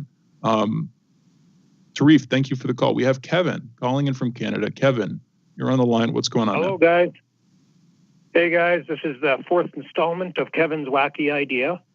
I want the progressive YouTubers to encourage their viewers to tweet Biden every Friday, hopefully making it sustainable and very large. And I don't know how many numbers that would attract.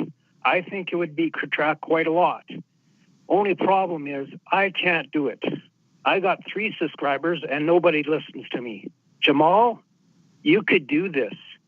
You know those people, and you could facilitate and hopefully get 10 million people chanting every week directly to Biden demanding Medicare for all. I think it could happen, and I think you could do it. Kevin, I appreciate the vote of confidence. I think I have like 30,000 subscribers. And if you notice, I tend to be in my own little enclave often. I don't, Doors, it's not necessarily going to come on the show. Cal is not going to come on the show. Many of these guys have like 500,000 subscribers or close to it. So I don't have the clout that that I think you think I have, even though I do appreciate what you're saying. Look, I don't think the idea is horrible. I don't know how effective it is, but I don't think it's horrible. There is mass support for Medicare for all. They know there's mass support. And I guess showing it to the public week after week after week is a positive development within the context of that. So, Kevin, I don't necessarily think it's a bad idea. I just don't know if I have the clout for it. What do you think, You Shane? do have. You know Jordan. Yes, I do know Jordan. And then he knows Jimmy. He knows Kyle. You're basically saying get Jordan to hit up Jimmy for Jimmy and Kyle for it. Kyle, I mean, Kevin, I don't think it's a horrible idea. So it's not that. I just don't think I have the clout that you are giving me. But I do appreciate it. Shane, what do you think about the idea? Do you think this has enough oomph, especially if you're getting numbers, to have some kind of effect in real world, physical matter reality, as opposed to this kind of digital push? I don't know, but you won't know if you don't try. I like the fact that Kevin is pushing you on this one. I'll be honest, because he's doing it in a supportive way. And he's building you up. And I'm not saying there's, you do have a substantial following. I think you do have enough reach where you could get a ball rolling on this. So, and it's definitely on point. It's on brand in terms of what you care about, what you consistently, voice your opinions about on the show. If there is one issue that you're going to make your issue, and I don't want to make you a one issue dude, but it would be Medicare for all. That would be the one thing. And I think, as you say yourself on this show, that's like the thing that you push on. A bunch of things that we talk about, of course, and a bunch of things that you bring up, but you know what I'm saying. Yeah, the Medicare for all thing is big. I mean, my grandmother, just passed.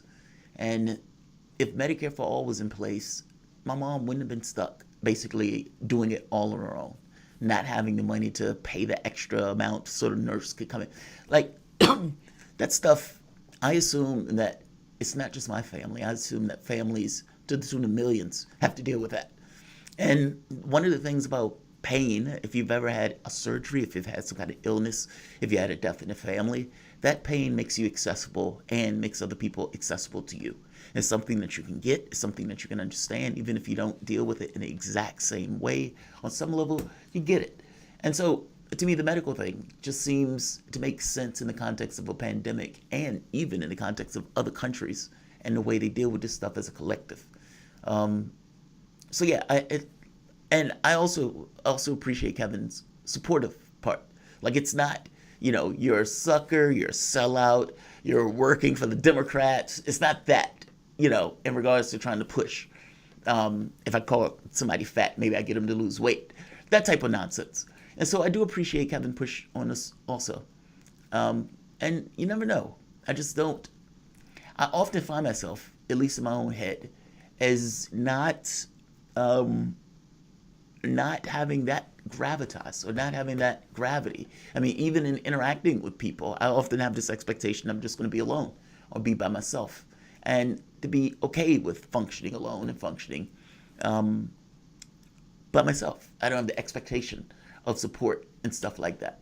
So when I hear this, that's where I'm coming from. It's not that I think it's a bad idea. It's that I don't know if I have that oomph to make that work. But thank you for the call, Kevin.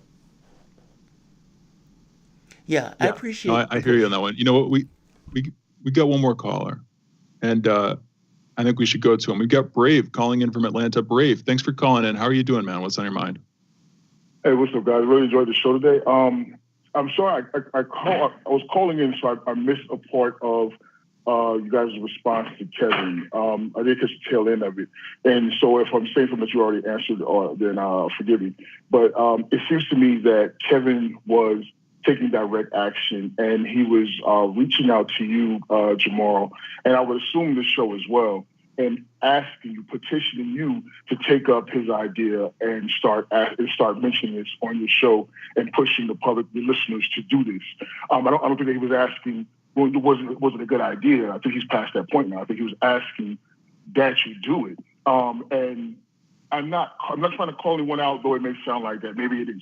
But consider that every single day we have these debates, you have these debates, I have these debates about what can we do, what can we do, what can we do, right? And why can't we seem to come together? Now, you have a person with an idea, and you may not support the idea fully, but there is some merit to the idea and one in any way to take that action. So now it falls in your lap to take the simplest action of mentioning it, bringing it up, reminding people, right? So then the question becomes, are you going to take that up? Because it's quite simple. So I would leave it at that. But, it's a very simple thing to just raise that point on the show. Thank you, Brave. Look, I agree. There's not much to say to it. I appreciate Kevin bringing it up. And like I said, I don't hate the idea. Well, then do it. Then do it. What was it? Push. No, I don't mean to push. No, Kevin. honestly, yeah, I do appreciate the idea. We got to agree. Any pushback against it is just personal insecurity on my part. So we'll see. 15. Let's get you over that. Let's get you over that. All right. You know what, folks? Thanks for listening in today.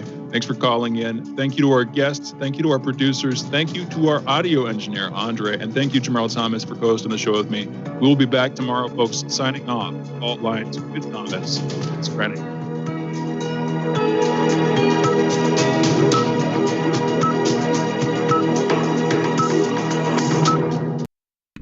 Fault Lines with Thomas and Stranahan. Another one is in the record books. Guys, I want to thank all of you for joining us. It's Monday. Mondays are often like slow, trying to get over the hump of the weekends. But I want to thank all of you for joining us. You're going to be seeing my mug through the course of the day. So let me make sure nobody is missing anything. All right. Yeah. Trudy. Trudy, Aisha, my wife and I were thinking about this one. It's like, could you guys do a show a week with guests? Basically, to do my regular show, I have a call in. And I think maybe that's the way to pull that off. Because I don't think there's a capacity to do just individual membership or individual subscribers. YouTube has added some kind of functionality of memberships, but I haven't necessarily delved into it yet. But I think what you're asking is basically a show where we can have call-ins. I think we could pull that off. I think we used to have call-ins, and I forget why we stopped them. I think it's because at the time I didn't realize that with shows you often have the same callers. I know this sounds weird, but keep in mind, when I started doing my channel, I had never watched anybody else's channel in this kind of fan-based way, where I would follow the content over the course of X number of weeks. So I didn't realize that when you have communities like that, oftentimes the people you engage with are similar people. And so I thought I was doing something wrong when we would get callers and it would be the same caller. Well, once I got to Fault Lines of Political Misfits, I realized that's just called a community. It's just a family of people that come together under a basic set of ideals to discuss, to debate, to push, all that stuff. So, yeah, Trudy, we were thinking about it. I'm also strongly thinking about Kevin's idea because I actually do like the idea. Like I said, my issue is more insecurity on that front. The idea of, do I have this honest belief that other people will join in order to do something like that? For me, no, I don't. I tend to think that I am alone. I tend to think I'm basically left to my own devices or by myself. And despite being left to my devices, despite being stuck, sticking up for myself, or pushing back against pressures, I don't have this thing in my head that other people will come to my assistance, come to my aid, or for that matter, even care. Under normal circumstances, friends and family are only close to you and attached to you up until the point where you fall out of the flow of life. The moment that you fall out of the flow of life and you are, in a bubble, something else is going on, either you're sick or some other kind of crisis, oftentimes those people aren't there. Those people are living their lives. They may start off in the short term, but after a while, you're alone. They leave. Now, this is grim, but it's also true. The catch is, people aren't necessarily entirely wrong for that. They have their own lives. And in people having their own lives, their own family, their kids, their own mother and cousins and illnesses and all those other things, you and your priorities or your issues often matter less. If you're not running with them because you just broke an ankle, you can't entirely get mad at them for walking away. I think the same thing about the YouTube stuff. My point of view doesn't change. Venus and Leo, Saturn in 12th house. It is a brutal, brutal mistress of a sign, but it is descriptive. This is just the thing in my head of, all right, who's going to get involved in this? I don't think Dor will get involved. I don't think Jordan might, but I'm not sure. I don't know. I'll think about it. If I do something, I want it to be effective. So I'm going to say like, I'm going to say share, I am going to say subscribe. I suppose the worst thing that could happen with the Medicare for All visual is basically nothing, right? It's like 4 people send their stuff. I think my concern is nobody picks it up, or nobody cares enough to pick it up, or nobody, yeah, I don't know. When I started playing chess, that's an individual game. It makes sense. When I started doing my channel, it's an individual pursuit. To me, it makes sense. When I was traveling alone, to me, individual pursuit. It makes sense. Those things are basically pushed by the self or by the person and aren't entirely dependent on others. It bucks the insecurity thing because people either watch or they don't. If they watch, they like it. If they don't like it. And under those terms, the insecurity thing pretty much goes away because you either like it or you don't. Not to mention you're awash in points of view. And so my objective is to be correct. And as long as I can attach correctness to it, then I see myself as progress. But something like this, I don't know. I guess my hurdle is that it didn't function individually. And in functioning individually, I often have, I can be cynical, especially with regards to people plotting and stuff like that. It's weird. But Kevin, I am thinking about it, honestly. And I don't hate it at all. Yeah, I think about it. All right, guys, I'm going to say like, I am going to say share, and I am going to say subscribe.